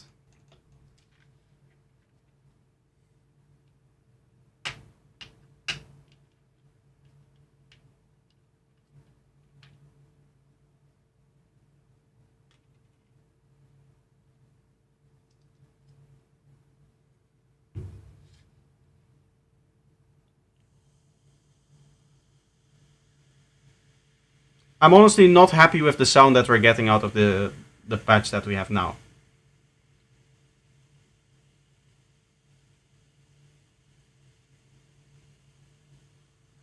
I would have loved to just have like 2 octave layers here, but to already have different wavetables. And trying to get like a good tone out of it seems to be just not working. Maybe it's because we're using the notch and the notch has too much influence on the sound. So if we just use a normal one.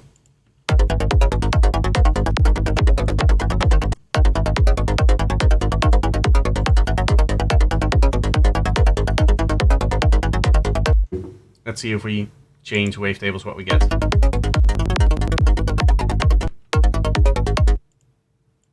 It's desyncing for some reason. Ah, this one needs to.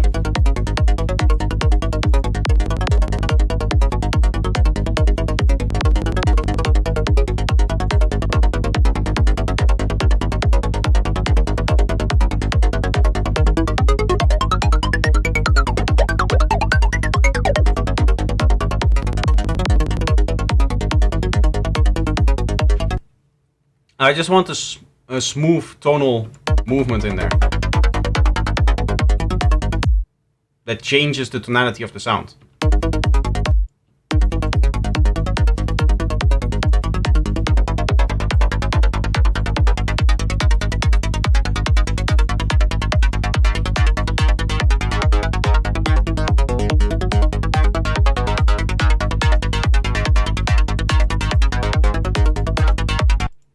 Maybe if we make this idea more extreme by introducing a few more wiggles into it.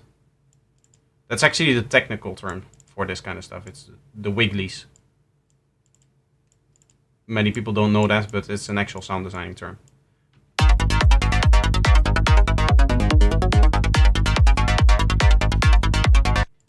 I have to then save this.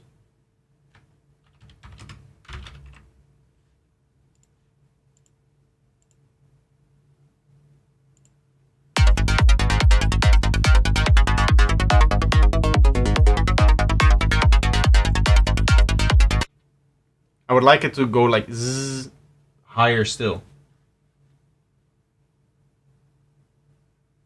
Add more unison, up the octave, and make it more plucky with resonance. Resonance is not going to make it more plucky, it's going to make it more focused.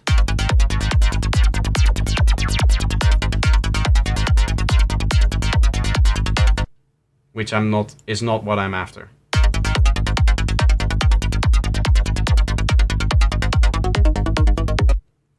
I just want a tonal change to it.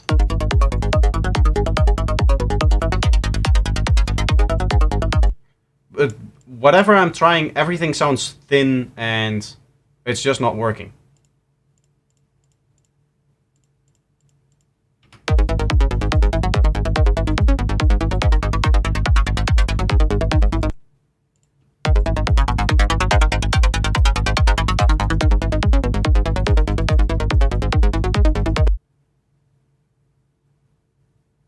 Change the remap 1 from both oscillators.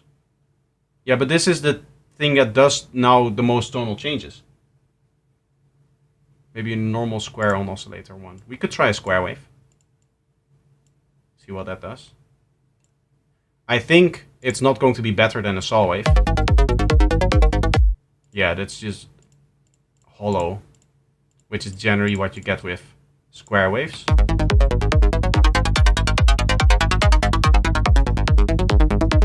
Maybe we don't do a remap on oscillator A and just on B.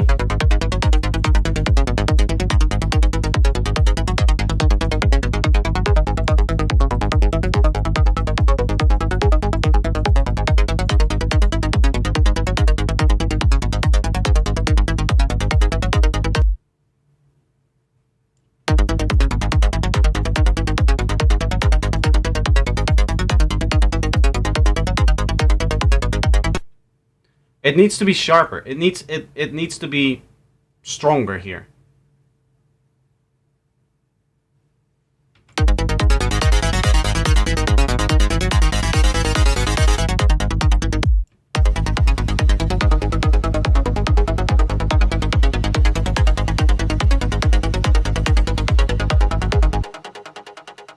I mean, we're getting a pretty strong change now, but now I guess the problem is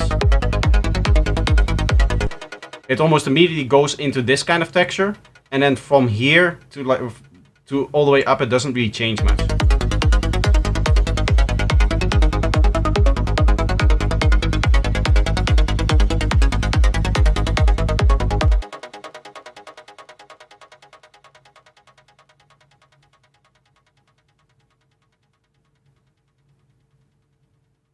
Maybe with a comb filter wavetable. You're right, yes. We could try to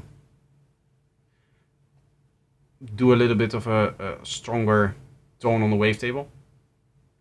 Do I want to make a wavetable? I do have the wavetables from my wavetable pack, but I don't want to actually include those in the preset pack. I could make a wavetable real quick for that.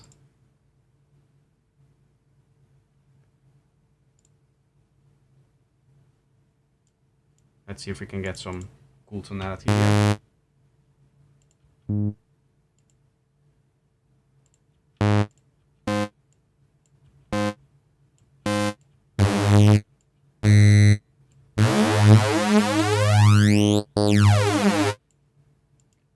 Probably on a different tone here.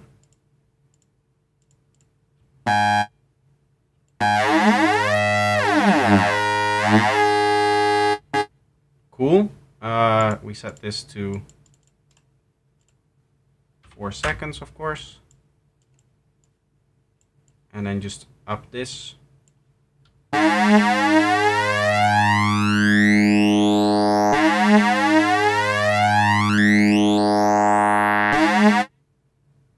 I like that. That could be an interesting idea.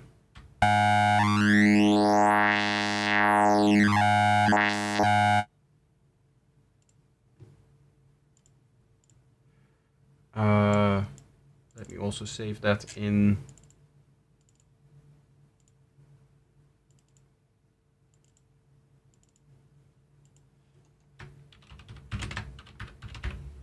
the wavetable folder that I have over here. This might actually work. This might actually be a good idea. Rescan.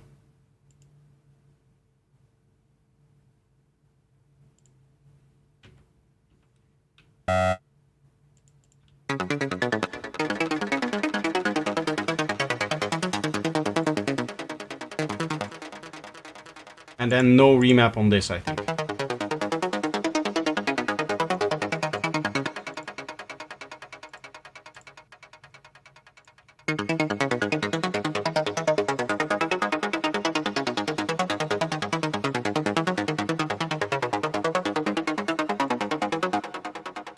It's almost like the tonality of that doesn't come through even.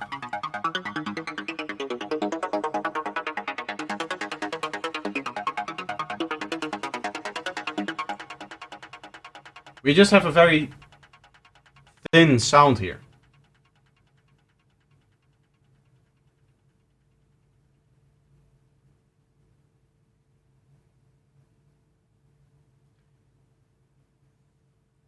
Duplicate a normal saw.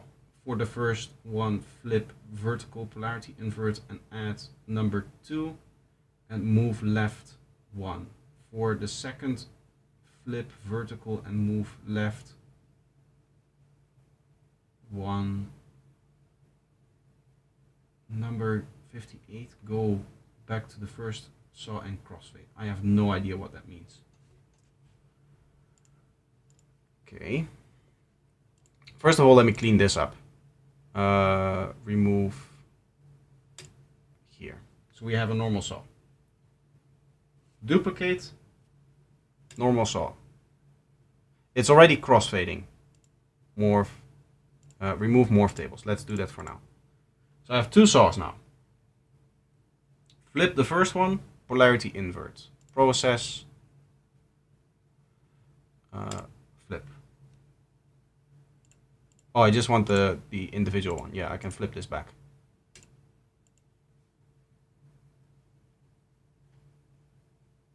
Also try to move the wavetail position upwards to 60, 70, 80. That doesn't really mean anything. If I move the wavetable now, it's just going to switch the saw waves. The wavetail position is going to, of course, depend on the wavetable that you have loaded.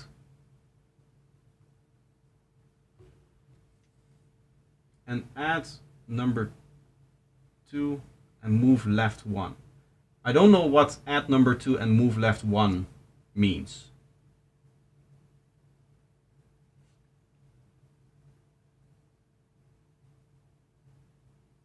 On the B I meant. But we're already changing the wavetail position with the tonality over here. Like I can set this to 60 as a starting point maybe, but then we just have less of a range. So I would expect less tonal changes to happen, not more.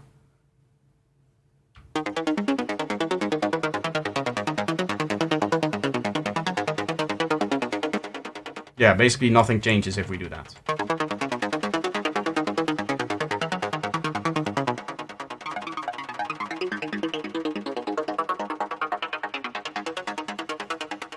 It's almost like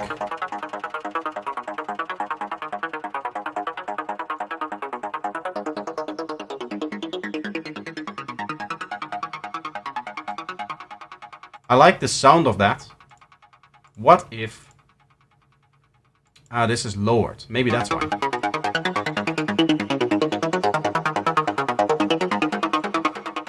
That's already a bit better. But I still want to see what ZZZ and J is saying.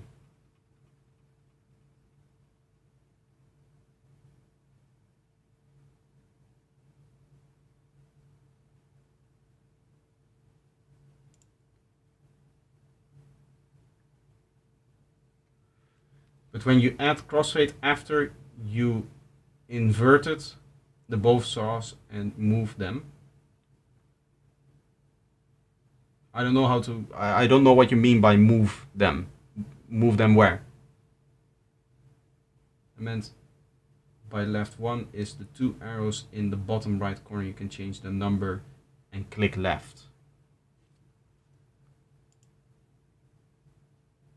Ah.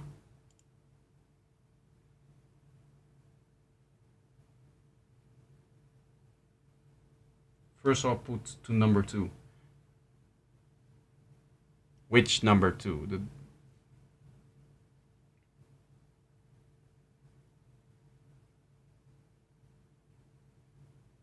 First I'll put to number 2.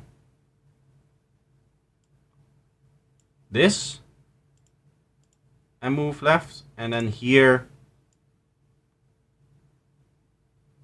58. And left. You want me to crossfade these 2 things.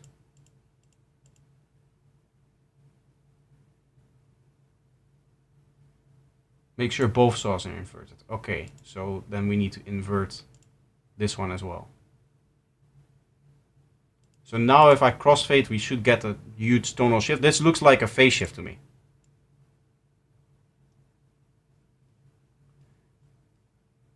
I mean, it's going from...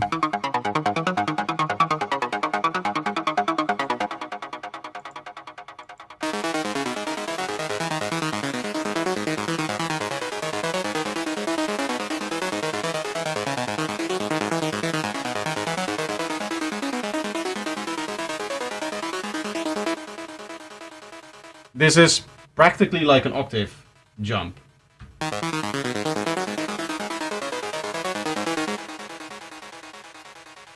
As you can imagine, an octave jump is not exactly what I was looking for. I want a big tonal change.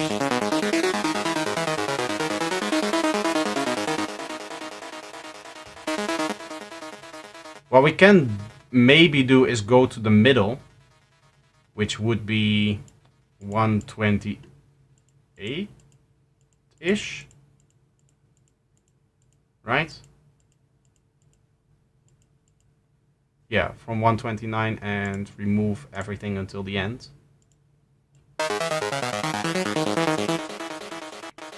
Add that to the tonality.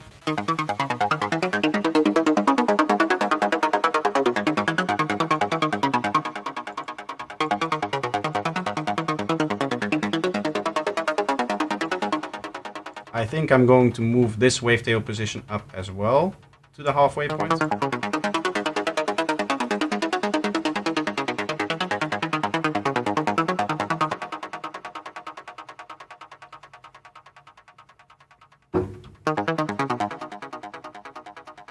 Really not, I'm just not happy with this, the sound that we're getting out of this.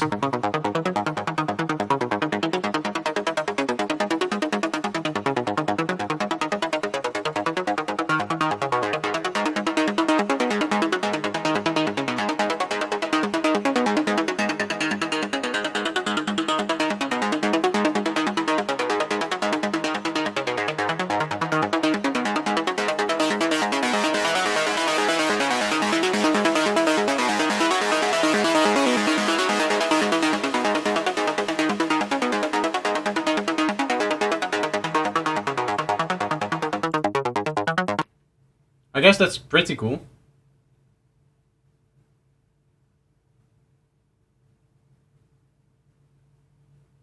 Random amplitudes is probably not going to work because then we're losing the tonality of the sound, might be. Maybe a bandpass on the filter instead, but that, yeah, but that is again going to remove the lower tonality of the sound, the lower harmonics, which I want to have stay in place. I guess the problem is that the filter closes and then we only have the low harmonics to focus on, and there's just not a lot of tonal changes that you can do in the lower harmonics except what we now did, which is octaving, right? So this is an octave theoretically. It's not really, apparently. Maybe I should just do that. Maybe I should just do a pure octave switch here. The way that we do that is fairly simple.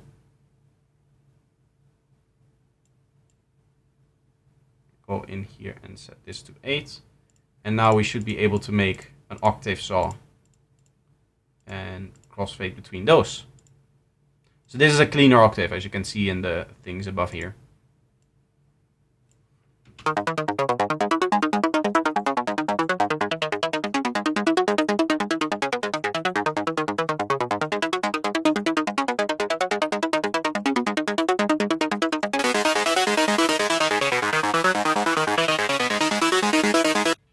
As you can hear, if I turn off the filter, we get a massive change in tonality with what we're doing. We can get an even bigger one if we set this to full thing, right?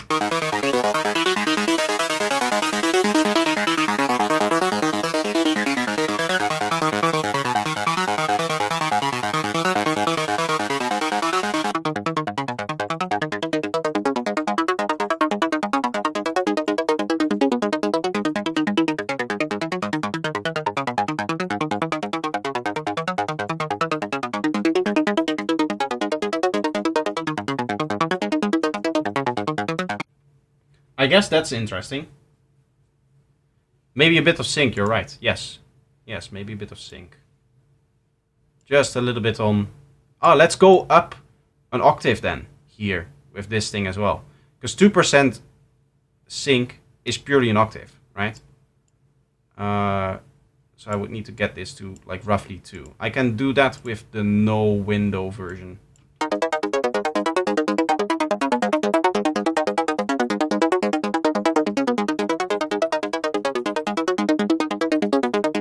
that's the endpoint.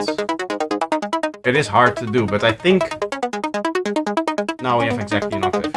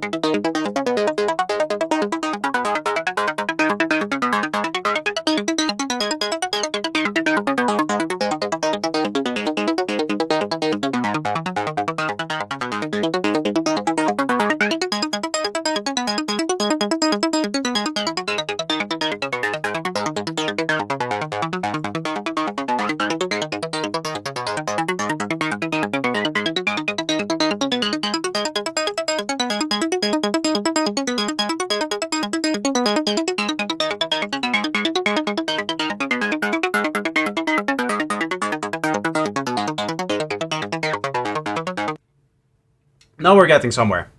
I like it.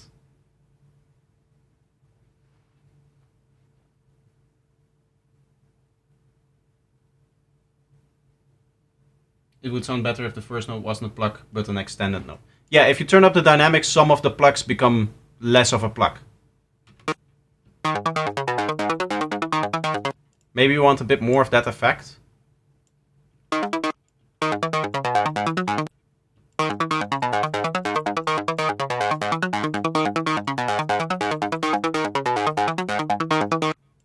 LFO bus 8 over here is the one that goes to...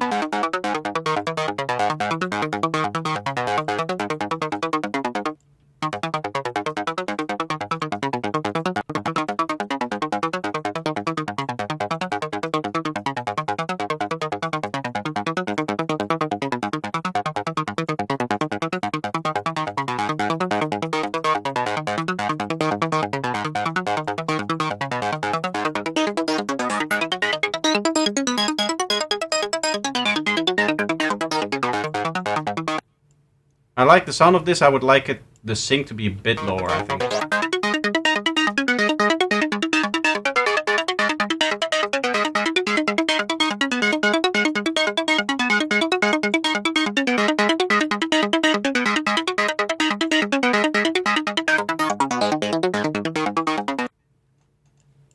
I think that's it. I think I like that.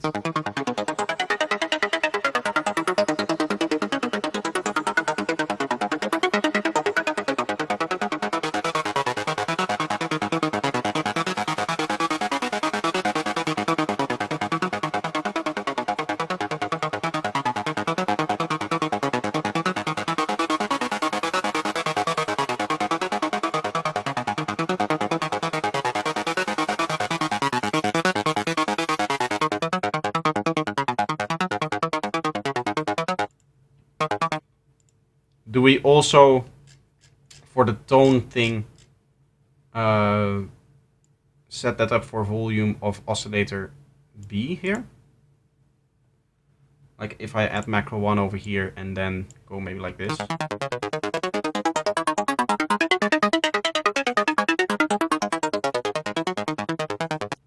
That's pretty cool.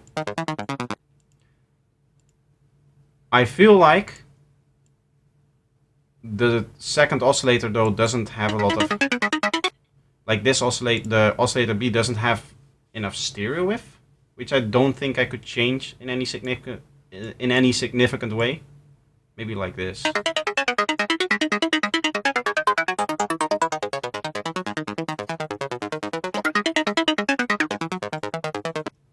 That's pretty much it, yeah.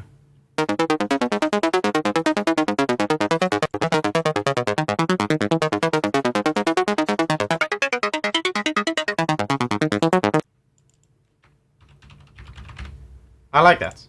I think we're pretty much done there.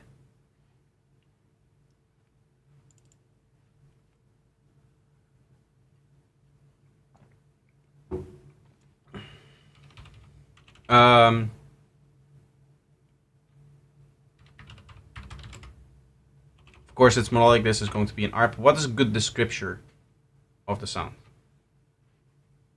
A short, basic description of this thing.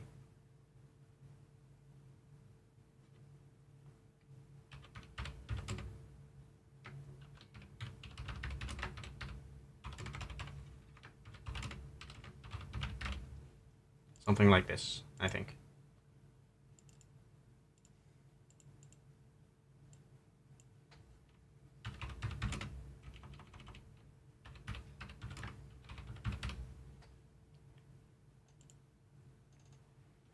Cool. I like that. I did also still have a patch in here, by the way, that I... it's in here, that I didn't finish, actually, now that I think of it. I just remembered, there's like this one here, which is like a... I would almost call it like a glitch machine.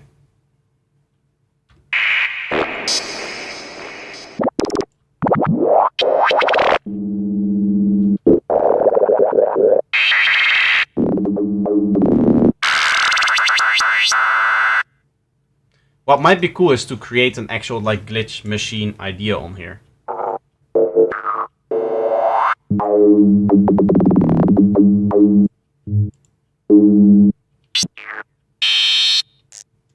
You have this set to the coarse pitch, but what if we do that to master tuning?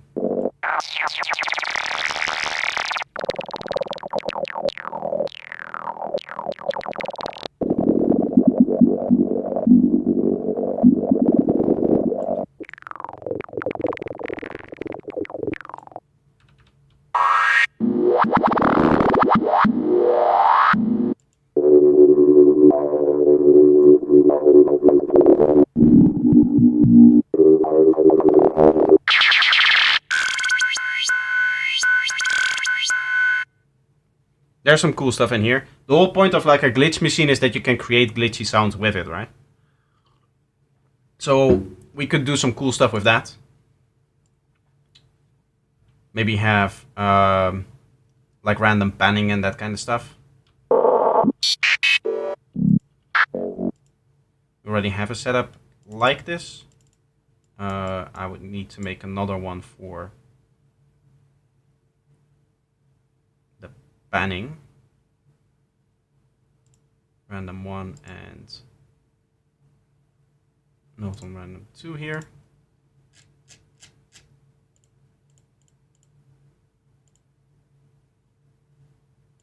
Sometimes my mouse changes and it seems to cause some issues as well. Like right now, it's not the actual thing there. It feels like that happens when I click something and Ableton below it is like, oh, that's part of my interface, I have to change now. But even here it doesn't do that. It's very strange. Yeah, so this we could set to the panning here.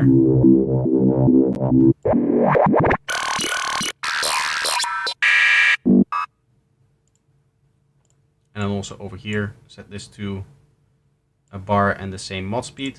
We would have to sync those things though. Can I just type in bar here? Yes. If you do that, it should, yeah, as you can see now the knobs are exactly synced. And I should be able to macro 1 here.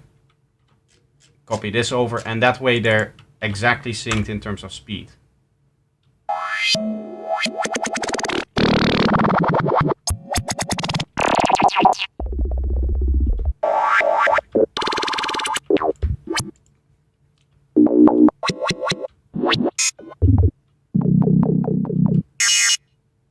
Maybe that's not something that we want, though. Maybe we want something in the middle, too.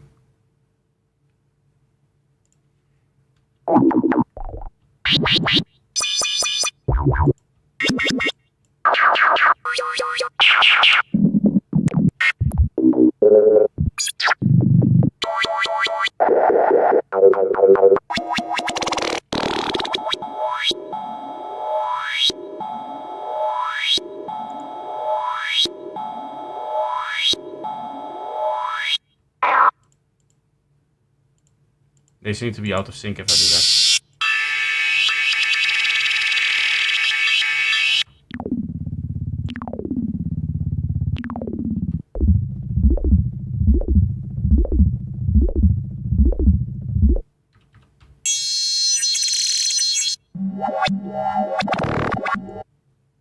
We're getting some interesting stuff out of that already. Maybe a flanger. The whole point is that you just press a button, leave it going for a while, and then record the output of this. So I'm going to make like 3 or 4 glitch machines.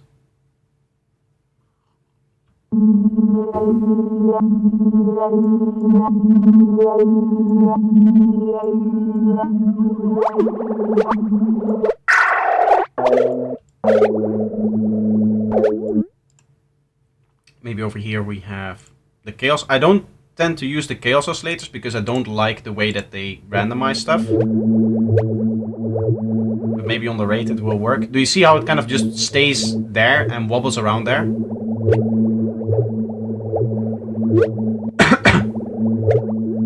I believe this is called something like a Lorentz attractor, which is the same thing that you have in Vital.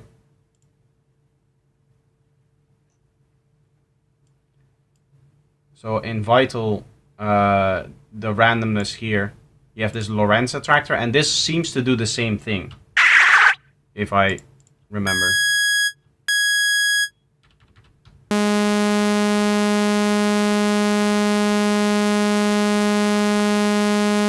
It's not really randomness, it just moves up or down and then kind of goes back. So something like sine interpolate is a much better randomization algorithm for personally at least. Because it actually just moves from random position to random position, which is much more useful than what we have inside of the serum thing, which seems to also do the Lorentz attractor thing. I don't know what it all means and what the math behind it is, but they seem to operate in the same way, and that's why I personally am not a fan of the chaos oscillators. I also believe that chaos oscillator 2 is a different algorithm though, so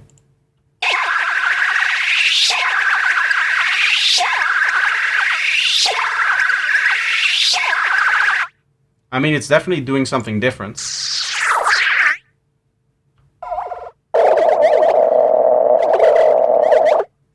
This one is just moving up and down, which doesn't really help.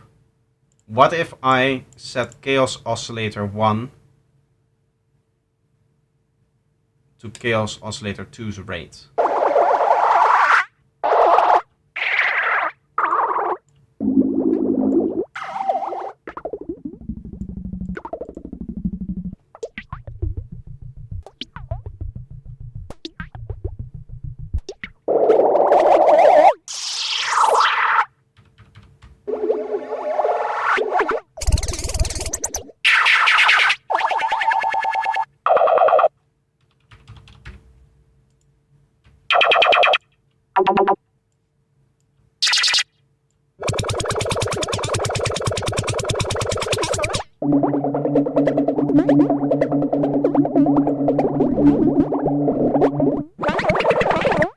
Why does it sound so low passed when I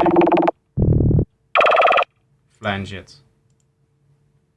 I guess we can do some distortion to bring it back, but that's going to sound very extreme. I still want it to be usable after all, right?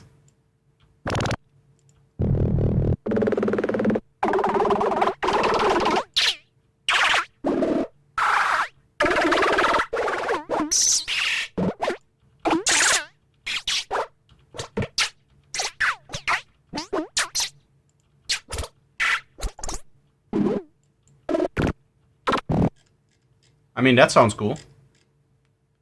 The flanger wet. I want to tie that to envelope 1 here. So that it closes with the sound itself.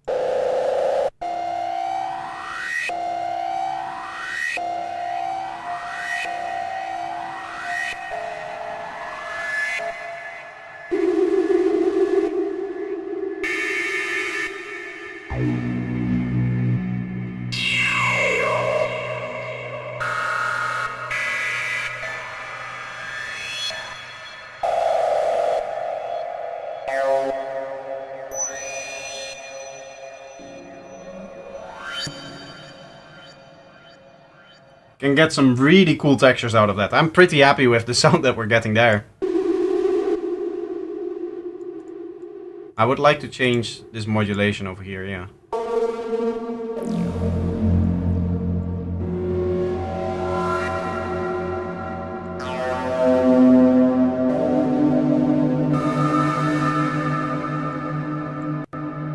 Control for distortion would be nice.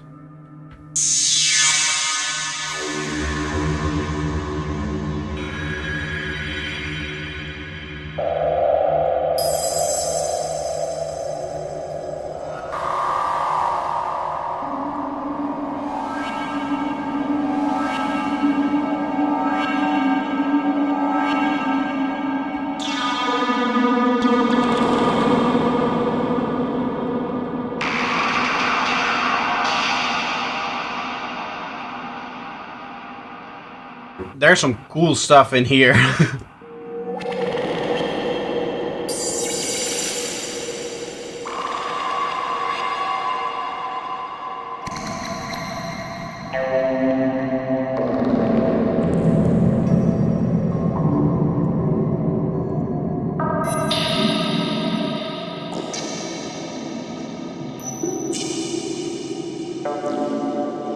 I think I want to have the modulation, or the mod will be the mod speed here.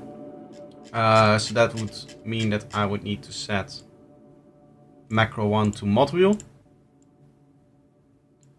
And there should be another macro 1 somewhere. Macro 1 there. Mod wheel. And then this one over here is going to be like the length of it. You can have it like...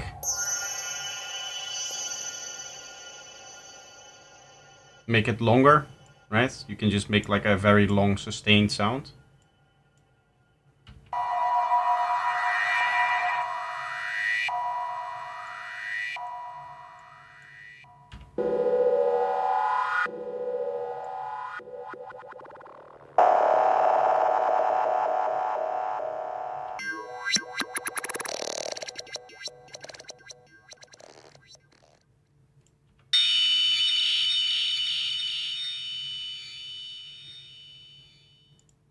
There's some cool stuff in there. I like that.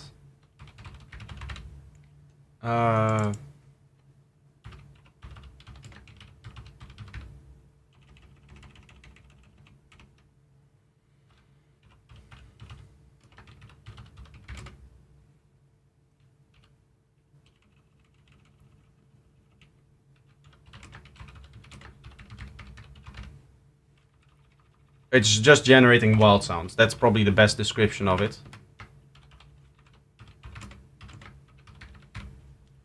Mod wheel equals speed here.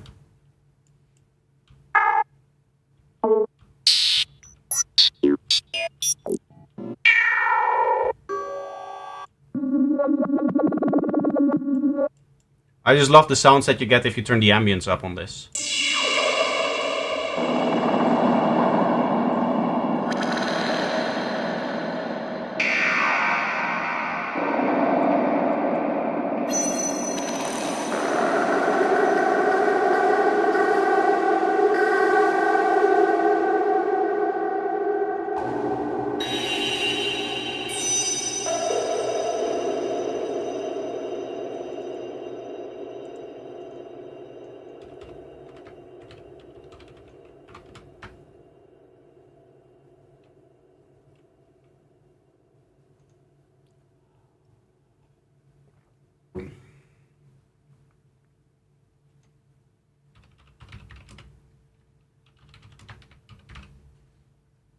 I'm calling these machines because you just use them to record a whole session out of it and play with macros and stuff. And you probably link all of this stuff to MIDI controllers and then maybe jam for 20 minutes or whatever, or maybe even longer, and then you just get the sounds whatever you want, right? You just take the sounds out of that you like, out of that recording.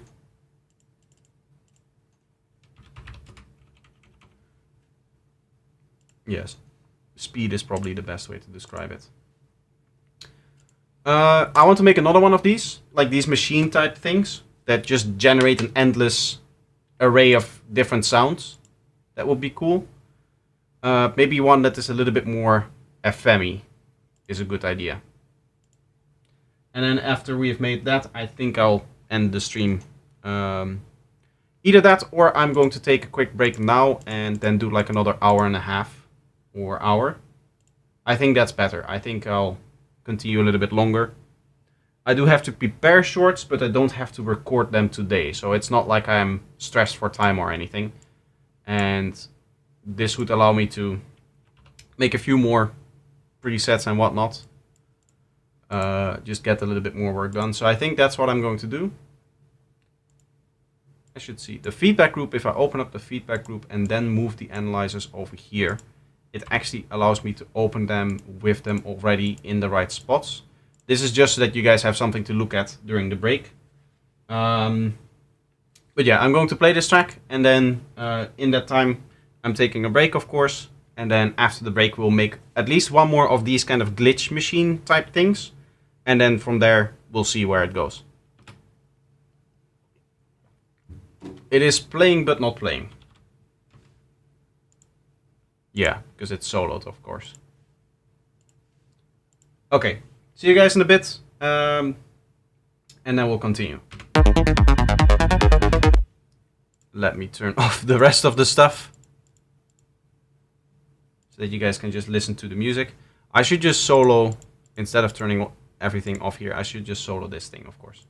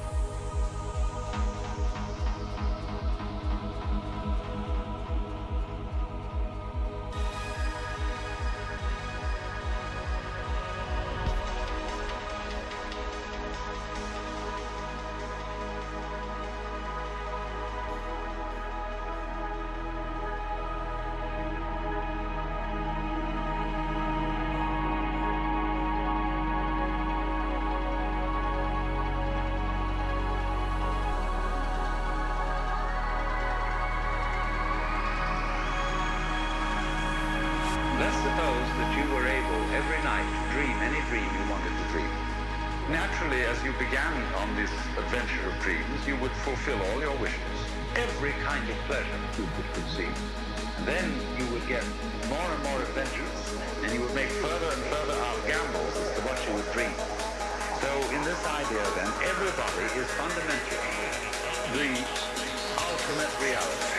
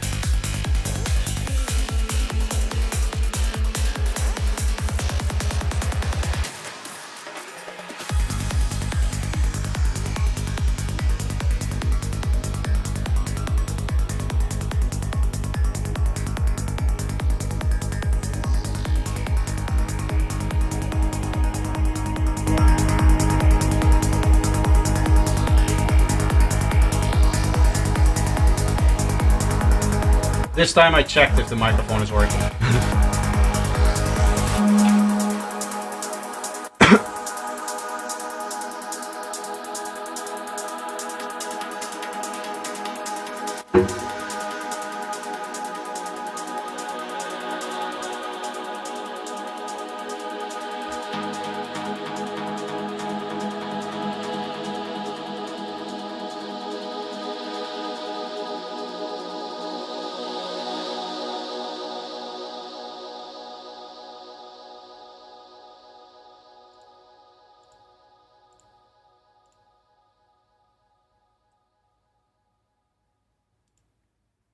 Cool. Okay, so I want to make, as I said, another one of those glitch machine type deals. I wanted to do one maybe with FM. Like, let's say that we have basic shapes over here and we randomize between those. I like how when I was playing the music, a lot more people were staying than when I was doing sound design. Really goes to show that the sound design is not as interesting as the music that comes out of it.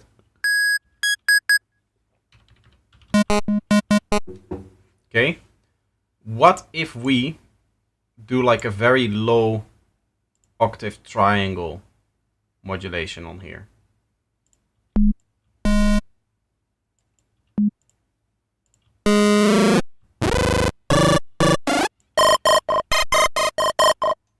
we get telephone sounds.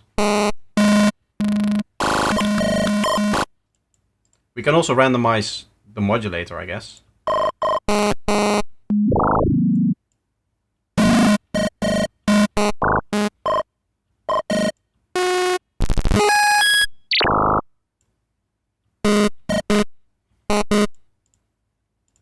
think I want a bit of stereo wave in here to keep it interesting.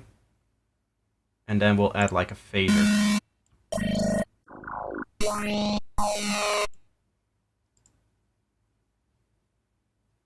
Add the chaos oscillator to that. Again, I don't like the sound of the chaos oscillator, so we'll try to make it a bit more chaotic by setting up something like this.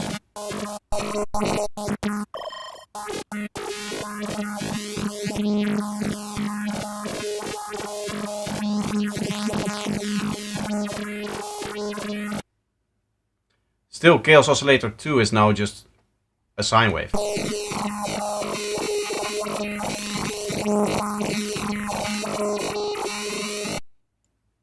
I don't want people to hear that kind of modulation. So what if we also modulate rate number 2 here?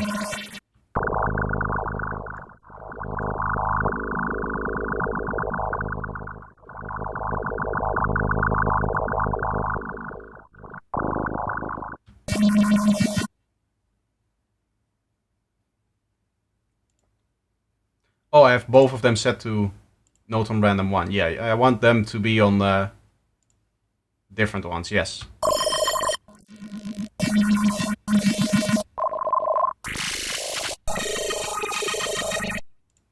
We'll immediately set up the same kind of ambience like we had with the other one. I think we had like a very big plate reverb there.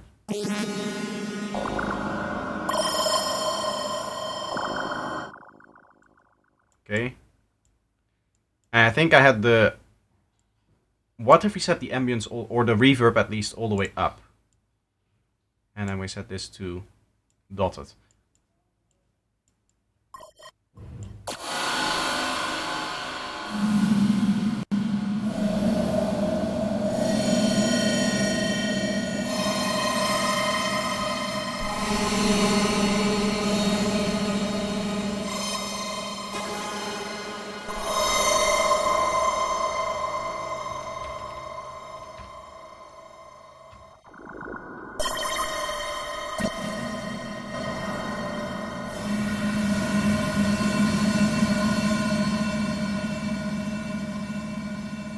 That's getting us some interesting sounds, I like that.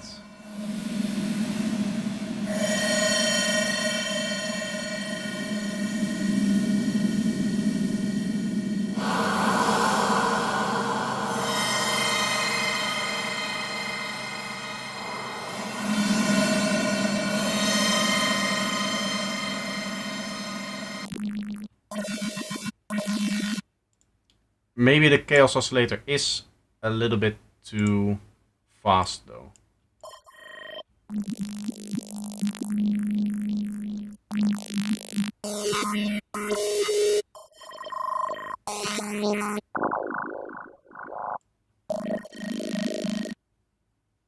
Slight difference in the left and right here would be cool.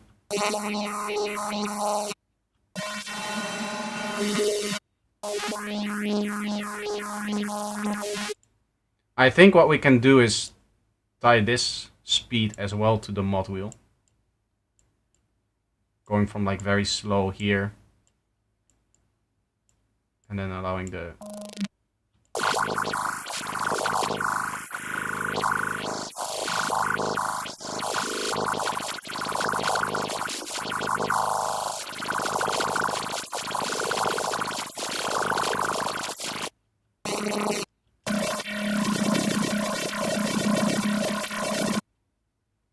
We also have LFO 1 here. Let's set that to the mod wheel as well so that it doesn't go too high here. The way that I want it to.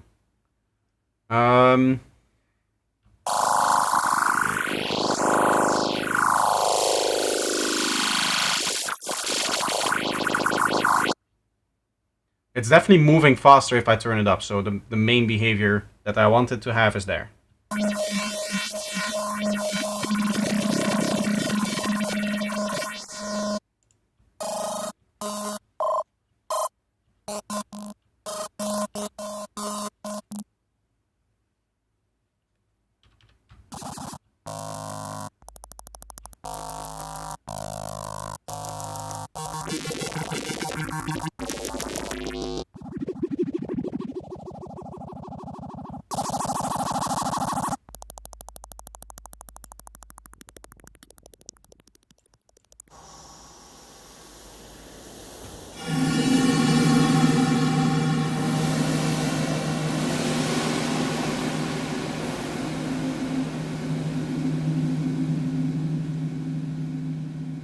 We almost always get a cool sound out of that, so I'm happy with that. I think I want like a very tight bandpass before it, though, that people can turn on.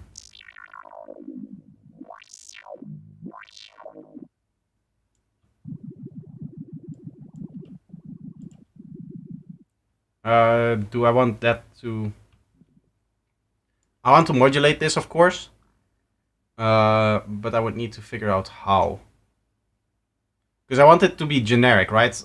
If you turn up the ambience, you're able to make like atmospheres out of it, but I don't want this to be just like an atmosphere generator. Or maybe I do.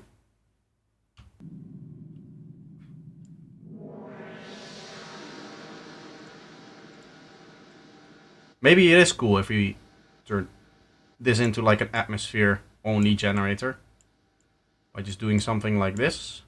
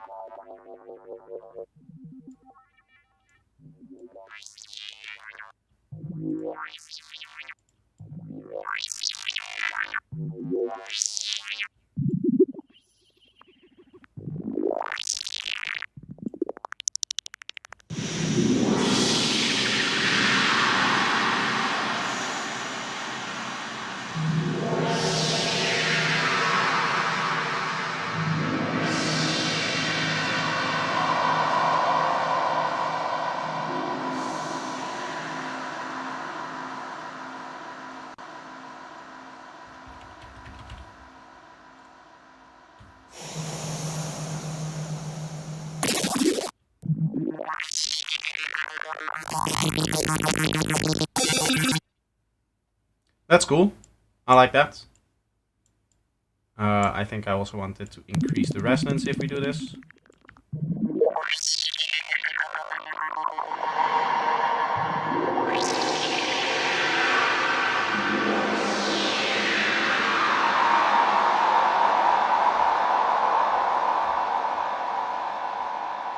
Being sustain all the way down and then longer.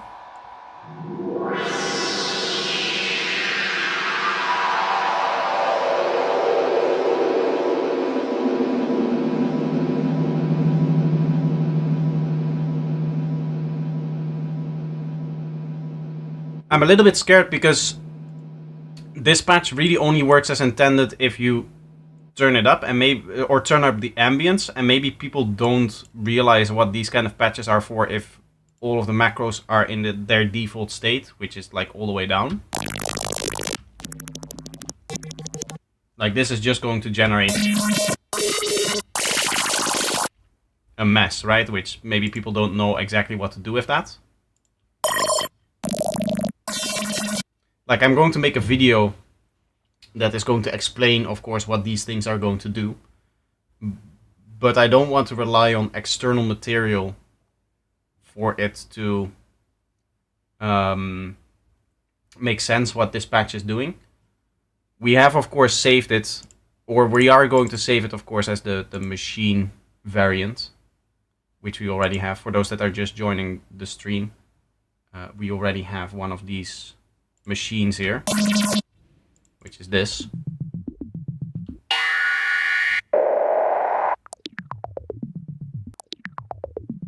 This thing kind of has the same problem in that by default, I like always to save my macros all the way down in the down state. I guess that is just I don't know, my OCD or something like that. But this has the same issue. So I think, yeah, I don't think I'm going to worry too much about it actually. Because then I would need to either set up some patches with the macro all the way up so that it actually makes sense what is happening.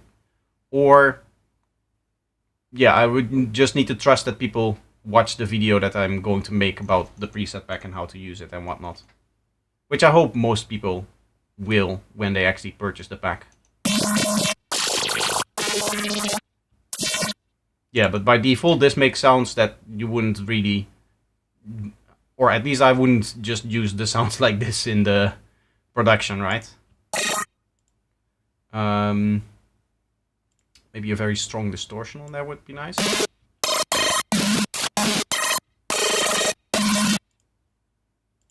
Let's make our own. I do like the zero squaring effect, so I'm going to create something that does it very similarly, but maybe some asymmetrical distortion, as Seamless likes to call it.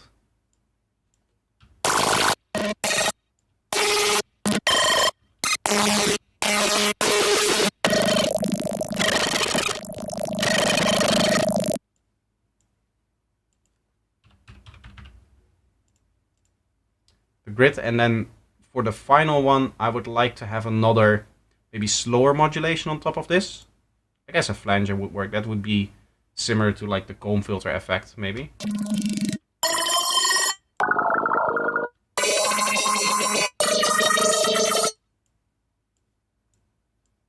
So something like this then.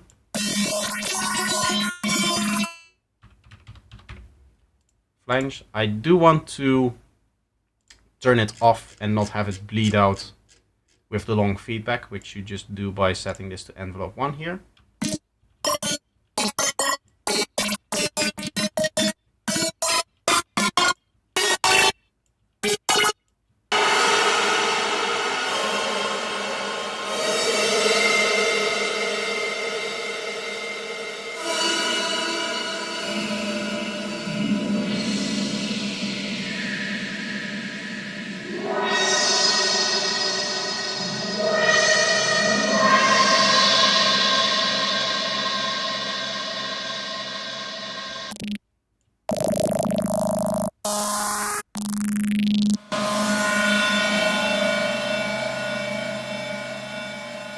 This is once again a pretty wild patch, but I really like this kind of idea to have a few of these in there.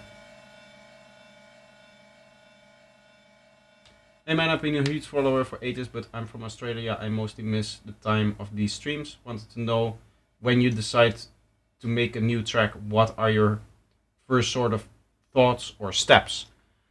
Okay, I start off by making a kick and bass as quickly as possible. That usually takes me a minute and a half max. I load up the plugin kick drum over here to create a kick drum, and I just go to my standard kick preset, and then I load up my soon to be replaced standard bass patch, which currently is from volume 3 of the Psychedelic Essentials pack.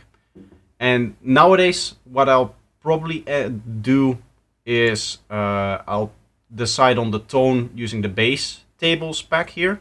So I probably get like a random wavetable in here that I like the tonality of.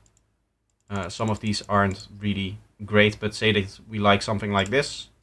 I remove the modulator here, and then I'll dial in the exact kind of tonality for my bass line that I like. So this is the kick and bass. You can see how long it took. I make the clips for it, and then I start working on creating the ideas. And I immediately like to do that. Say that we have our kick drum over here and our bass line over here. Say that I'm writing in G sharp, for example. I'll make a clip like this, right, which is the kick and bass now. This needs to go lower. There I have kick and bass. I set this to -8. I set this to -9. And then I'll immediately go into writing stuff in the structure of the track the way that I want it to. So right now we're at 32 bars here. That is probably where I would have my kick and bass start. Or if I have a longer intro idea or a shorter intro idea, that obviously like changes. But I immediately start with my 16 bars. I also immediately go in here to make the first fill of the first section. Of course, normally I have all of this in my like standard template for Ableton that you may have seen in the videos from time to time as well. But yeah, then I start sound designing and adding ideas on top of this. I like to not worry too much about the tonality of the kick and bass or just the overall sound of the kick and bass. I know this kick and bass isn't sounding the best, but it's decent enough that I can work with it and that I'm inspired enough that I can get ideas on top of it. And that is really where I want to spend the most amount of time, is everything that is on top of the kick and bass, right? Another thing that I tend to do fairly quickly is getting some drum samples. So I might get like a loop in here. I'll usually immediately group this within my drums group in my template and set this to like -11 or something like that. It is usually the volume that I go for. There's a little bit more flexibility in there, but kick and bass is always -8, -9. We of course need something like an open hat. We would need a snare. And we would need a closed hat, which we're also going to put in the group. And then this goes like that, this goes like that, and then all of this gets duplicated over.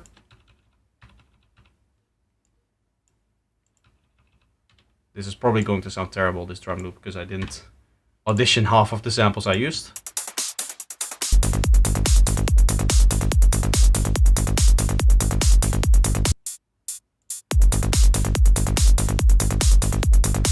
That's a very strange open hat. But yeah, I'll immediately get this stuff out of the way as well.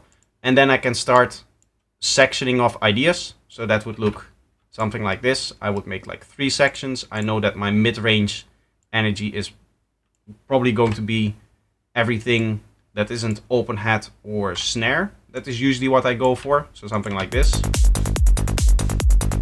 There's a clap in this loop, so I would use a different loop for that.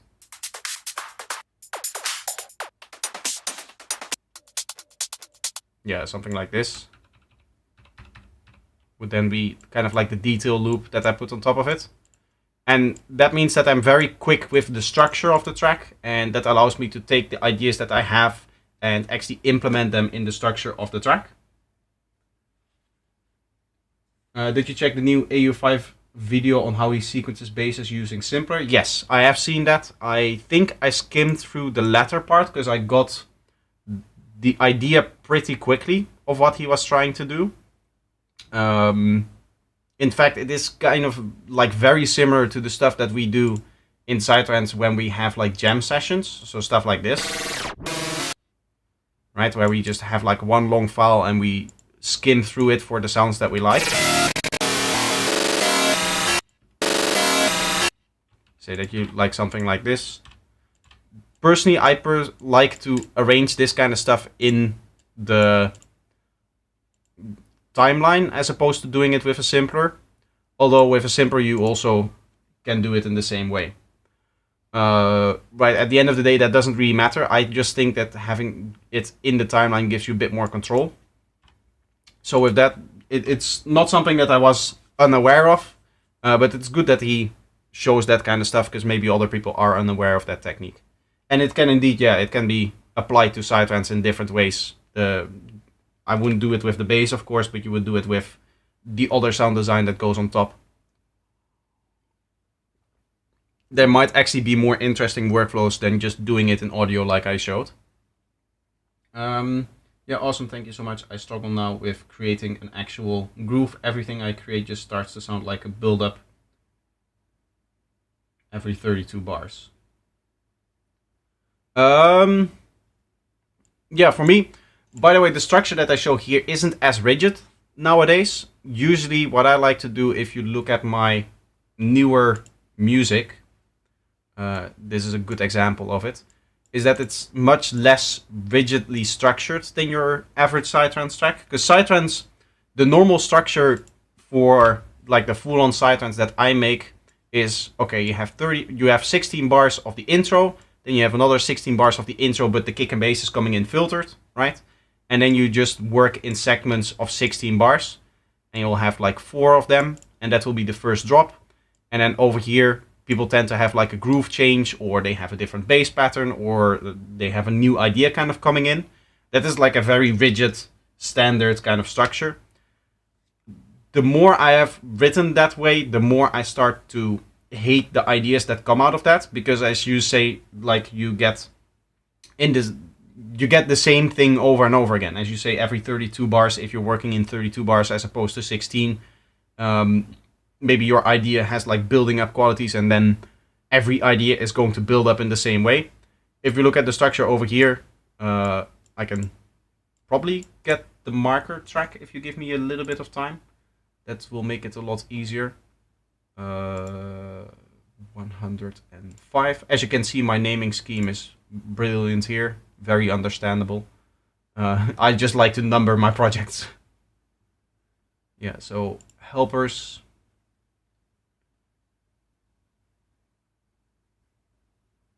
And then the marker track should give us the structure.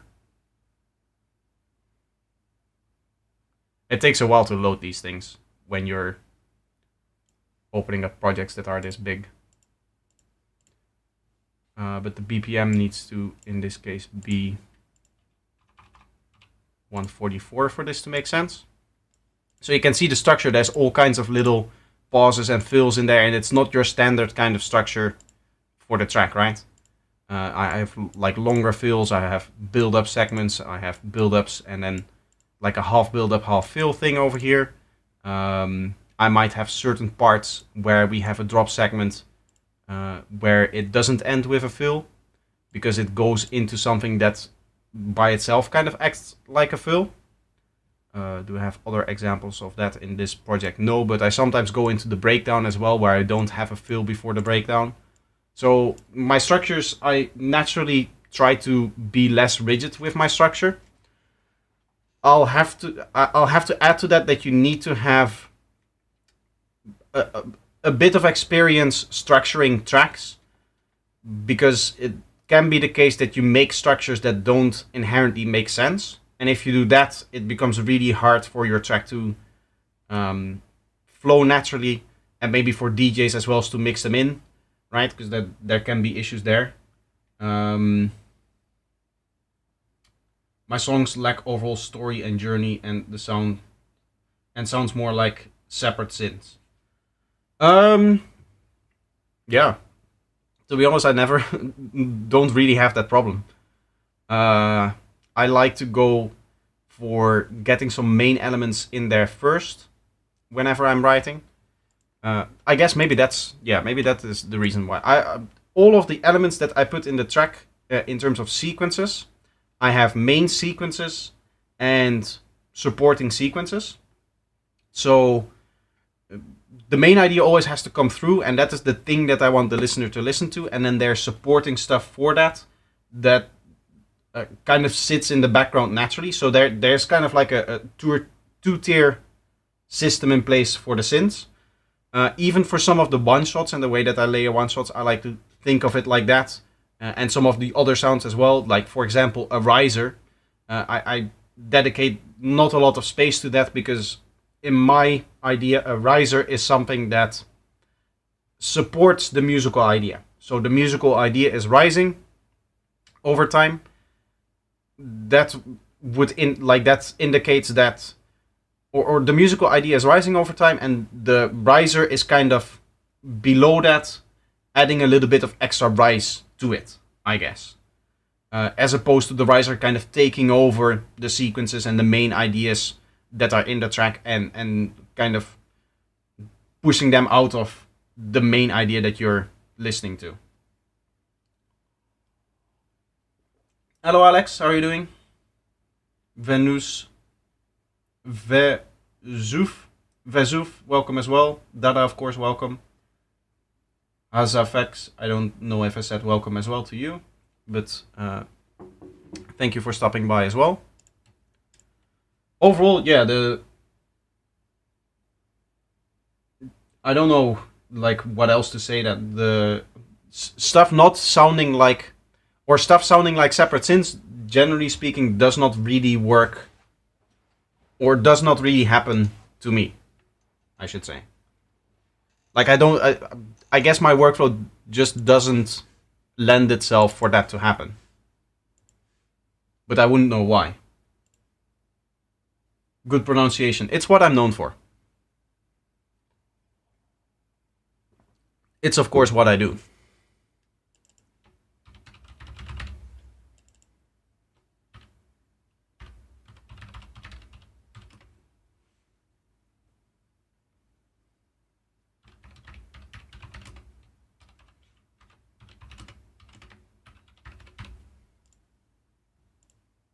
I don't know if the mod equals speed is going to come through here.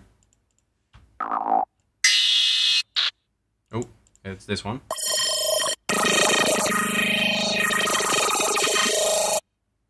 Maybe just call it like phaser speed. Hopefully that fits. It barely fits.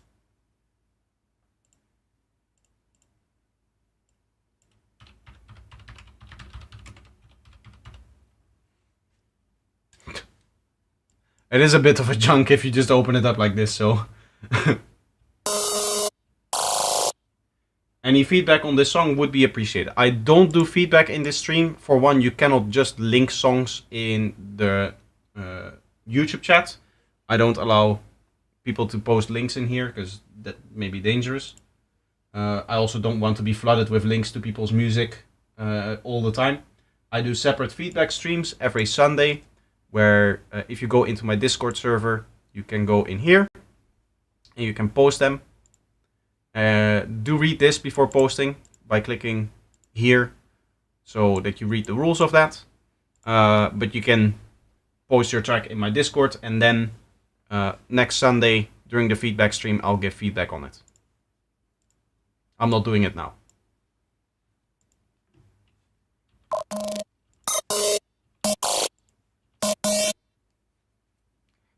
Okay.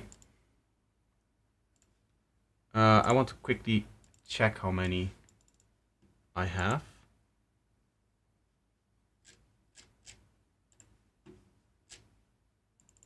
How many presets I have.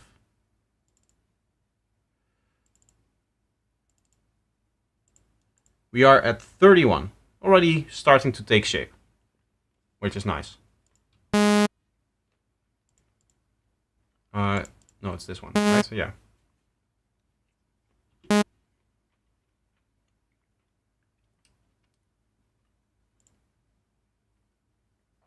Let's see, what do we want? Maybe like an atmosphere kind of thing? Would it be cool to just have the octaves in here? Is that possible? It's not going to be, or it's going to take a while for me to remove everything, because I would like to keep maybe the original volumes then of all of this stuff and just take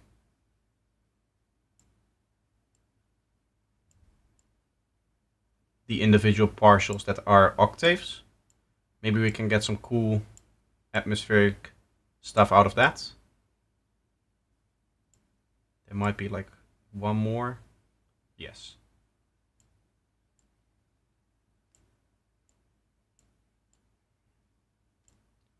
Once I'm past this, I can drag much further without, as you can see, without having to be scared that I might remove stuff that is an octave. In this case, we are just keeping the octaves over here of this thing. And then I'm going to set all of this. All of them are now 50%. I didn't expect to get a waveform like this. It's like a fractal almost. Would this be a... If you just layer octave... Like layer octaves on top of each other with all the same phase, would that generate like a fractal sound? It even has like a little extra thing that I assume if you zoom into it, it would make it more look like that. It does feel like there's some kind of repeating pattern to all of this. So maybe this is like a fractal sound. I keep moving away from the thing here. But yeah, here we have like octaves, as you can hear.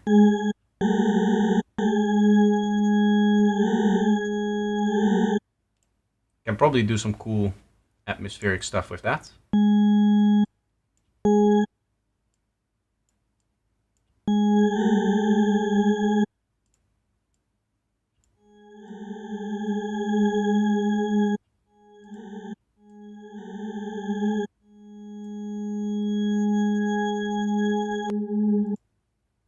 We maybe add like a reverb filter.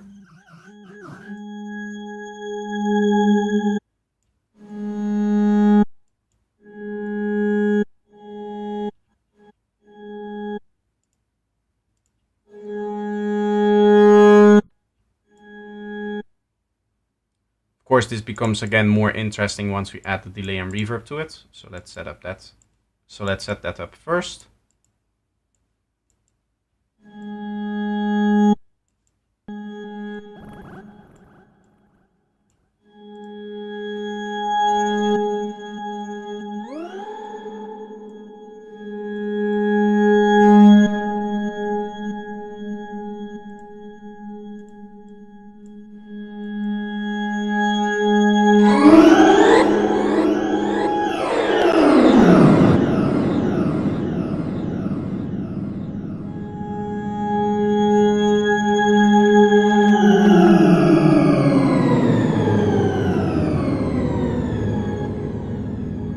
Has like a shepherd's tone vibe to it.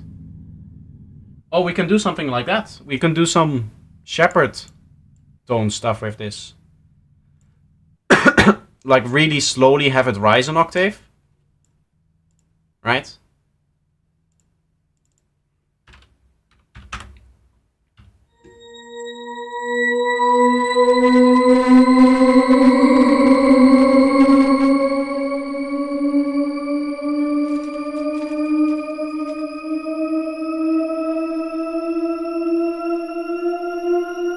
This is probably going to create a hard click.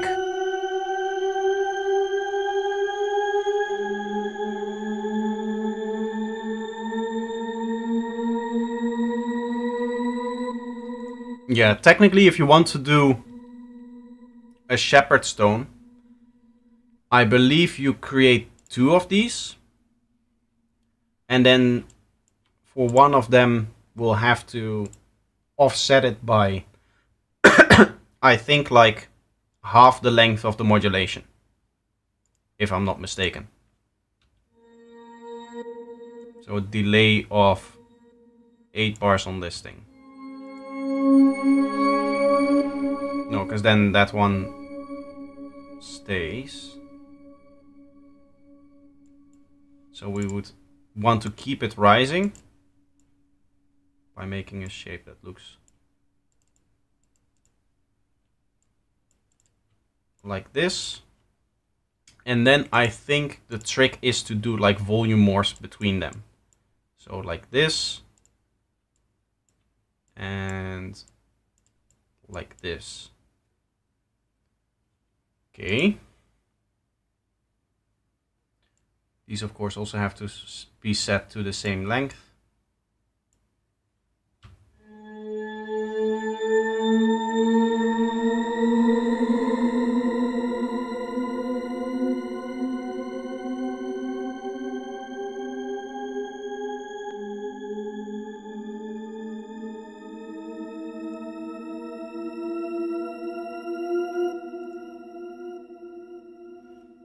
The shapes are the should be the other way around, like this.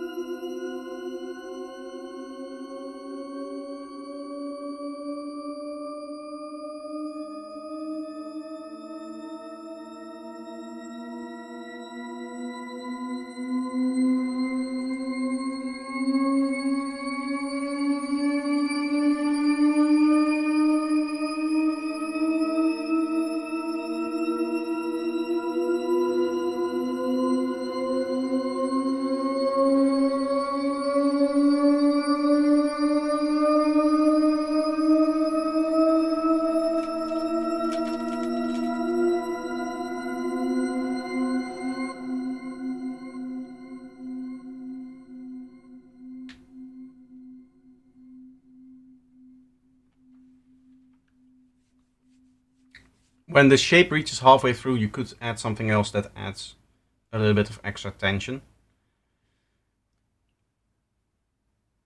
Sounds creepy, I like it. The shepherd stone, yeah, they sound really creepy and unnatural because...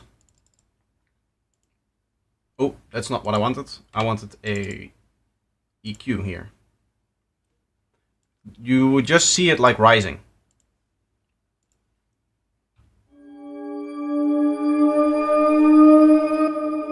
In this case, it isn't as clean because the reverb filter and this stuff, I think. Like, this should be a proper shepherd's tone thing, I think.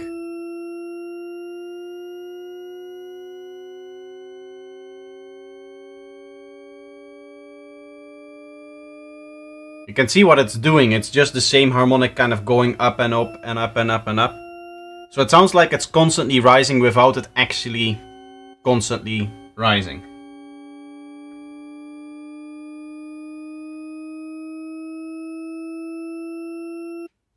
So it would be... Yeah, I could see that.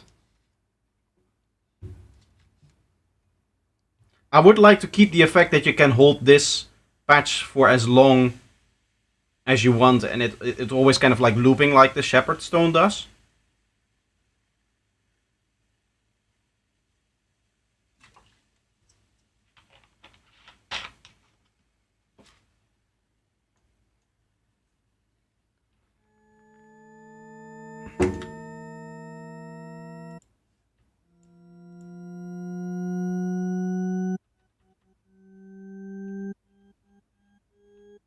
Maybe I shouldn't even give this any like attack and release and decay and such. Maybe I should just...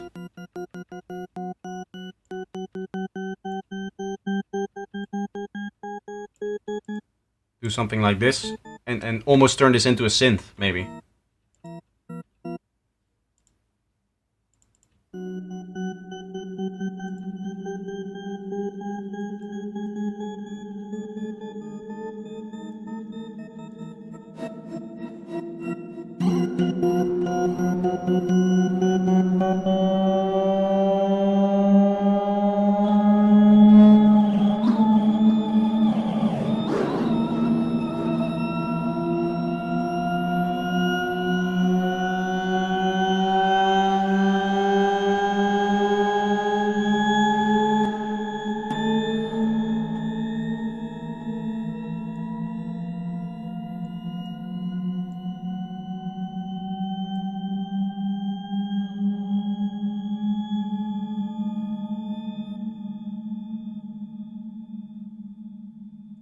Wouldn't it keep the shepherd tone?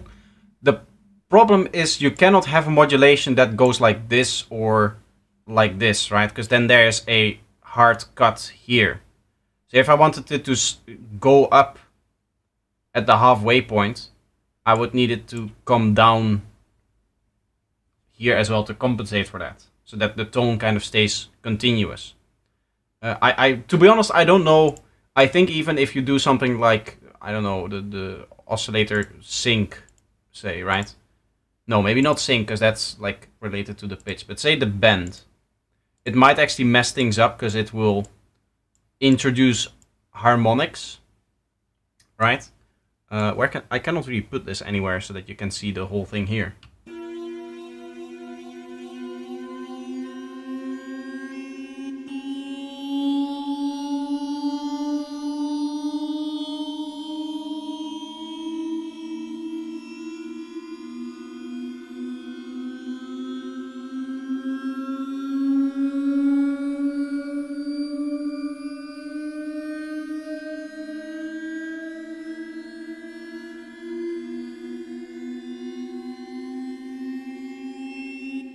So this is with a bend plus on there. So that is introducing like extra harmonics in there, which sounds really cool. I like it.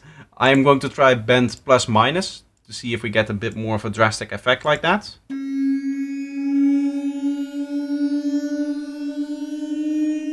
It still has the pitching effect, so we're not destroying the actual shepherd's tone effect.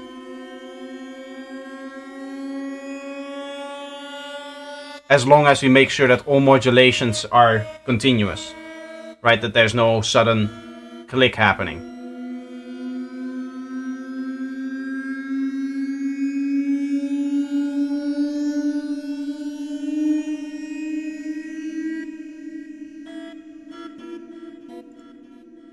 And we can just put this on the macro if you want to.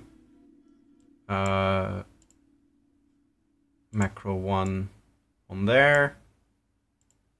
And on here. So this would be something like grids.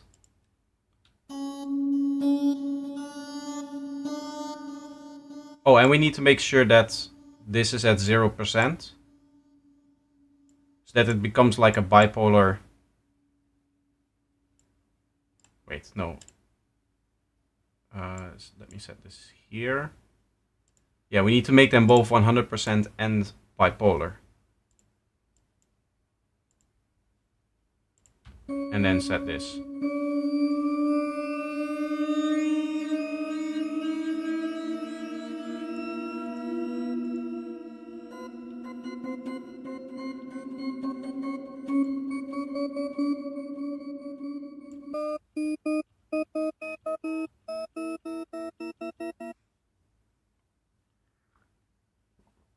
That's kind of cool. I think it would be useful to have one that is for like speed, which I would probably want to have this up until maybe like 1 bar at the fastest.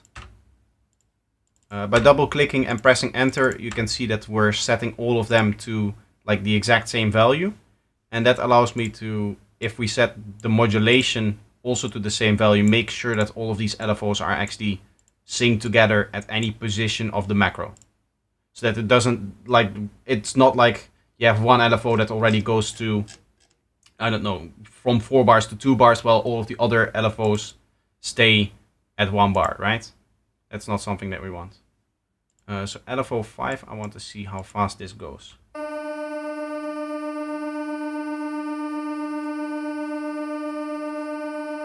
So that's a bar. Now we just copy over the modulation amount.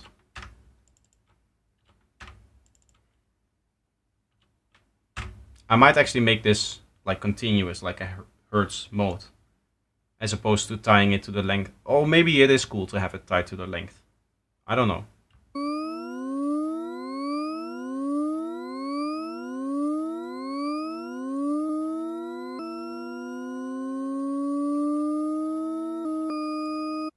I should probably turn off the anchor for all of them, so that it doesn't reset when the time changes.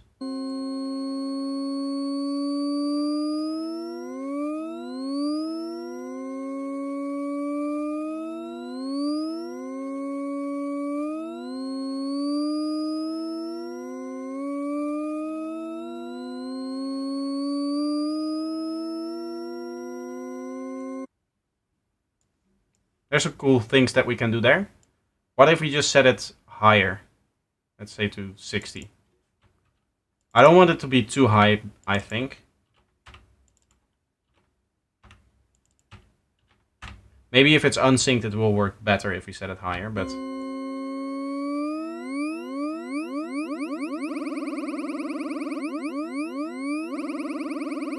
That's cool. What happens if we turn all of these from the BPM off?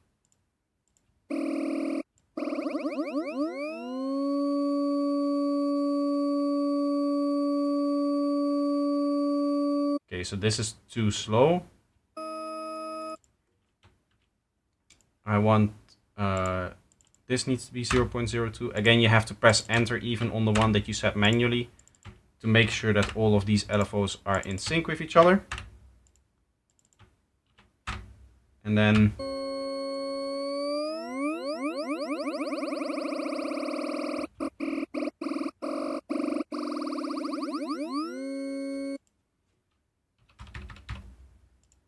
that's cool. I like that.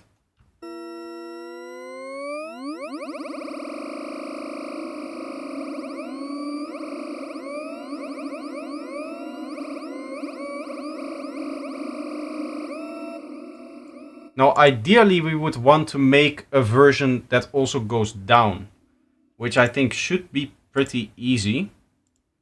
So these are the three that are responsible for other modulations, and these two are responsible for the pitch. So we should be able to just modulate the points in the shape here,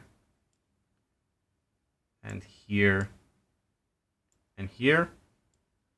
And then I would need to be, this would be like so, so, and so, I think. Right?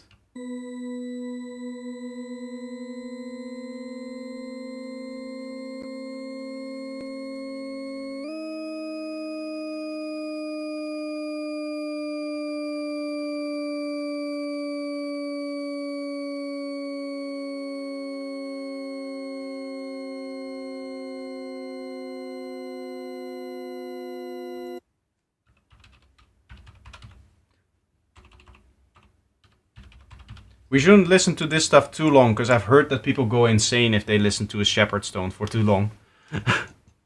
That's actually like a thing that people have said. I don't know how real it is, but I don't want to take the chance.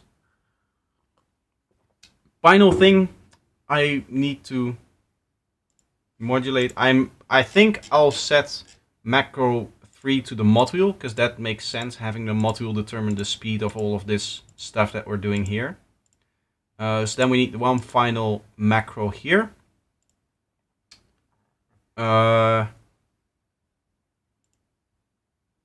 it be cool to have the stereo wave on the macro?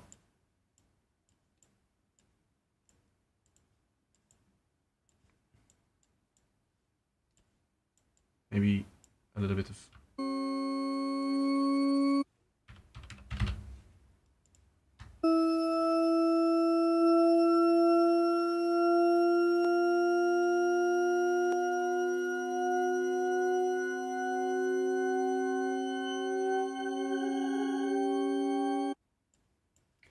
Or maybe not the stereo wave, but detuning is better.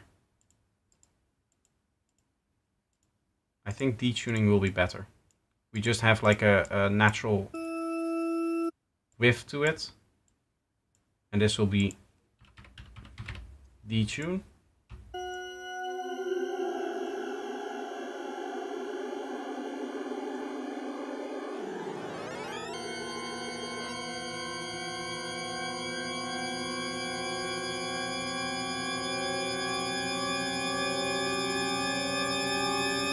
We have many shepherd stones now.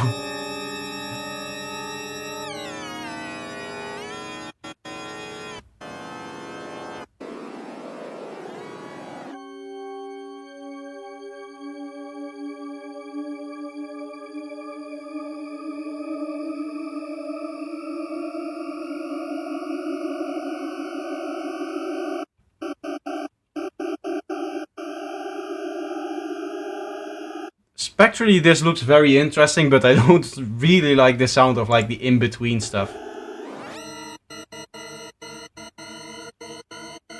This sounds cool in a different way, but...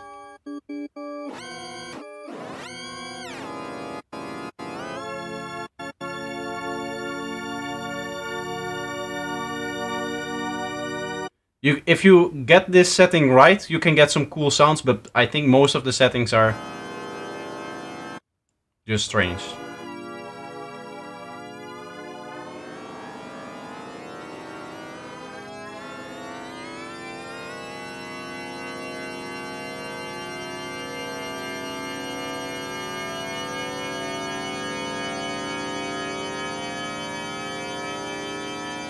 There's like a thing that walked back and forth there.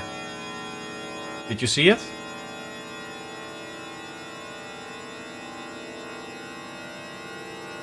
There's all kinds of interesting patterns emerging. Yeah, here you can see it. There's like a thing. One harmonic that goes down, sweeps down, and then suddenly comes back up here.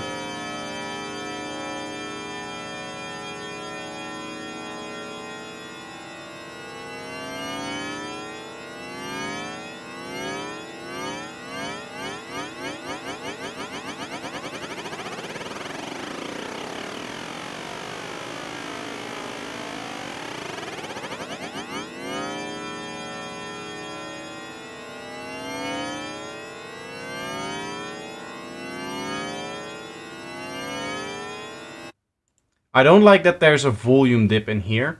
I think that has to do with the way that the level is calibrated. I think we can fix that here somewhere.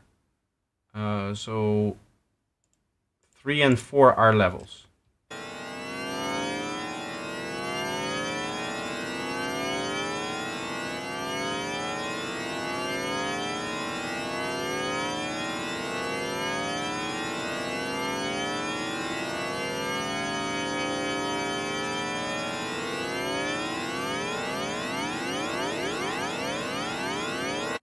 Where would we need to set this? I think maybe a little bit higher still.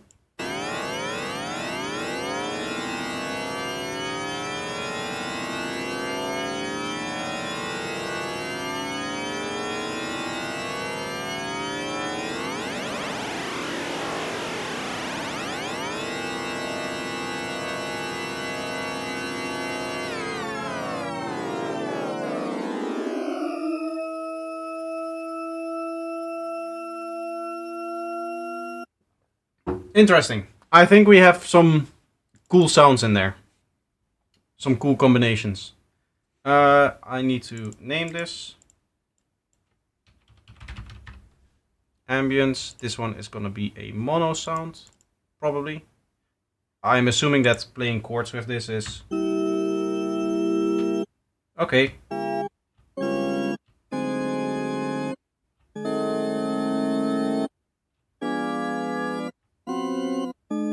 It does indeed have very organ vibes to it as well, because an organ, I think, also just does like octaves. I think that's where the octave idea or the organ texture kind of comes from in here.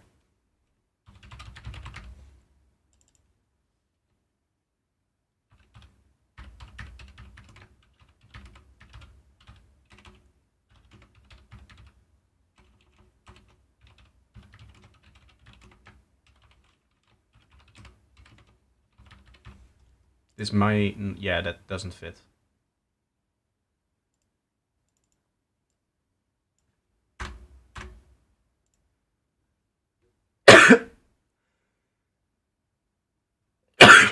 Is this how you write shepherds? From the shepherd stone? Give me a second here.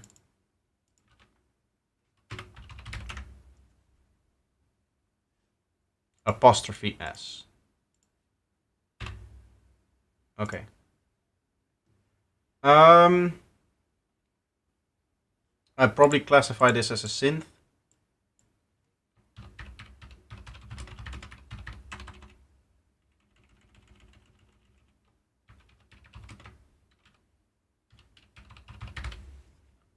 A sheep controller is a shepherd, right? So that's the joke. That's the whole joke behind the name here. I think this is one of the better presets that I have now, because there's some really actual cool like psychedelic tones that we get out of this.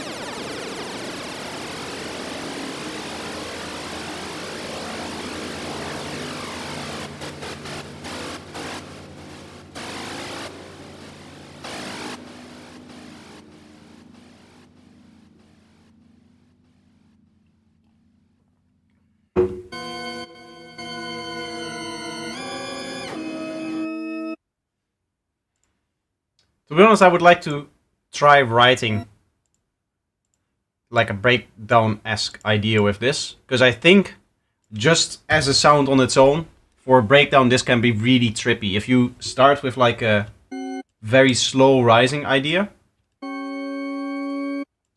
right, and then you just make it go crazier and crazier. So let's say that we have the ambience go up. and then the module starts to go up from here. So this is the speed, right? We have the detune go up from here as well, maybe up until this point, so that when it's detuned, it starts to rise in pitch, or rise in speed, I should say. And then, like, I guess we can have the grid go up as well, and maybe even have for the end here the pitch bend rise some more. To say that this is your breakdown.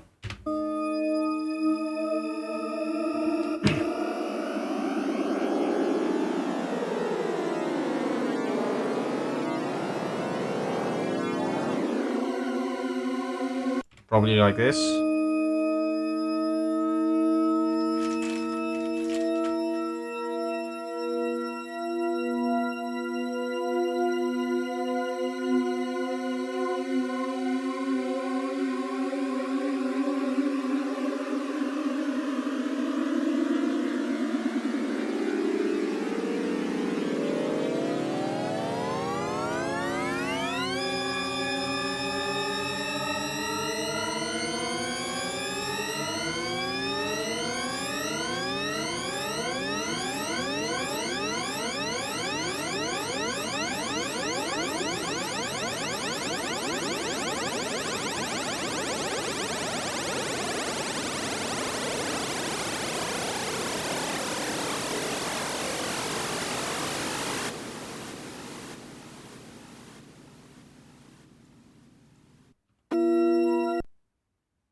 Maybe even have it longer, have it start out a normal shepherd's tone, and then I wanted to be clear that it's like a normal shepherd tone, I guess, if you were to do a patch like this, and then have it slowly transformed into the more detuned, like shepherd's tone-esque sound. So just have something like starting like this. As far as breakdowns go, I think this would be really trippy. If it then morphs into that very detuned version, and then it starts to speed up and build up and start doing crazy stuff. You probably have like a high pass towards the end here, so that it becomes one of those risers that transforms almost into infinity, I guess.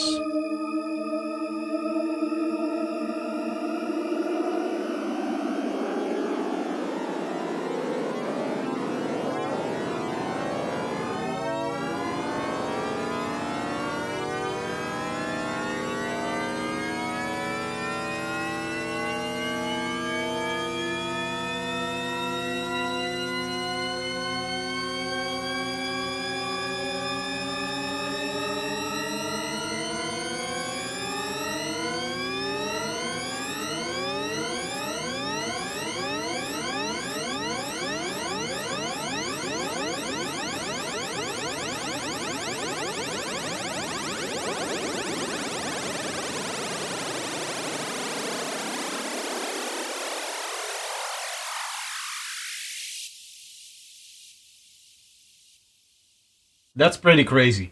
I like that. We're making some crazy sounds here. I would need to delete everything now in order to actually save the patch properly.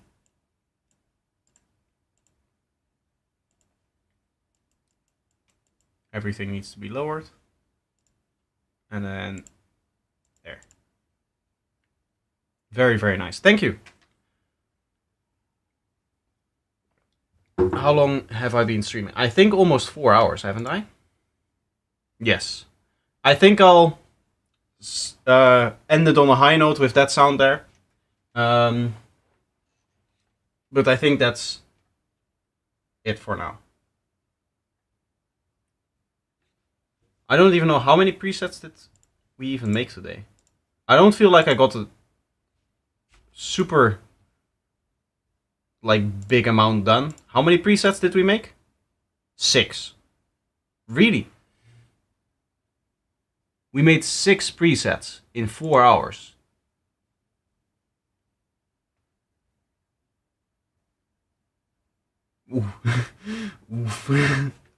That's not a lot. that's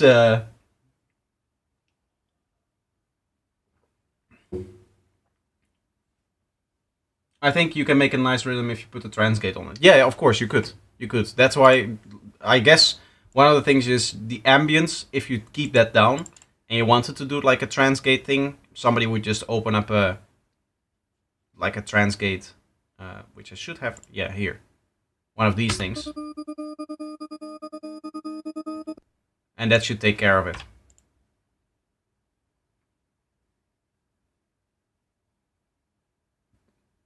I don't think I want to integrate a trance gate into this patch over here, because I would need to sacrifice probably the grittiness of it, which I also kind of like. I like these kind of strangely morphing harmonics as well, which aren't exactly like shepherd tone-ish that you get when you turn it up, because of the way the bend works. So I think I would prefer this functionality over the trance gate with it. Since the trance gate is a thing that you could do externally, this gritty way, the way that we're achieving the grittiness with the bend modes over here, I don't think you could do that outside of the synth, right?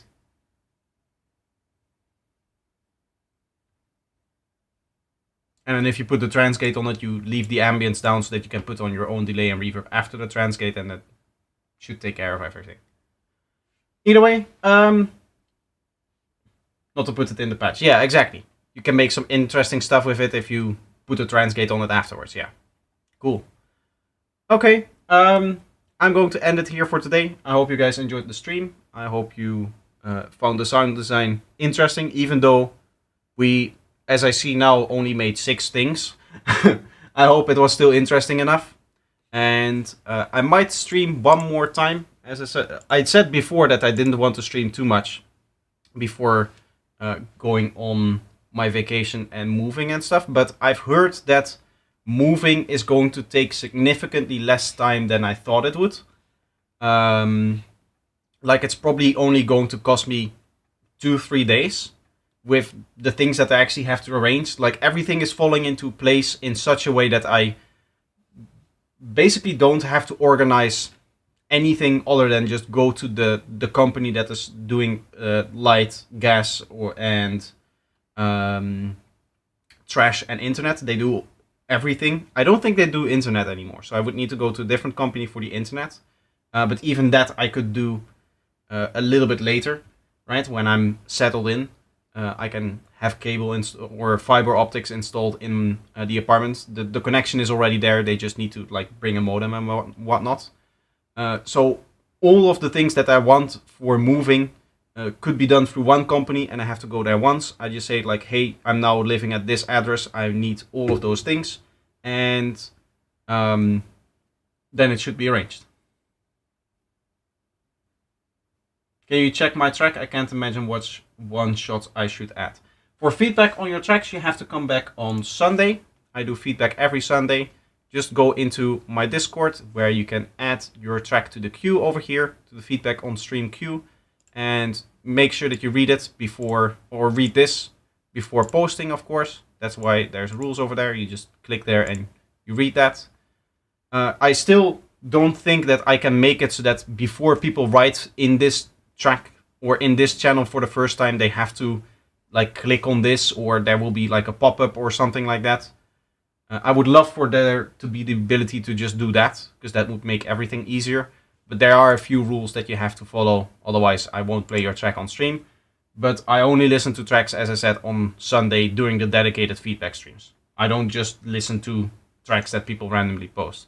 Apart from the fact that you cannot post your link in the YouTube chat, it won't go through.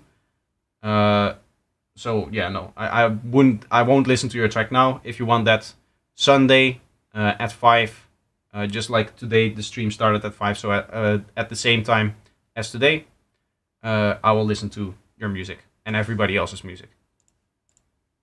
So yeah, that's going to be it. That's going to be the stream. I made it to 4 hours, so I'm proud of myself.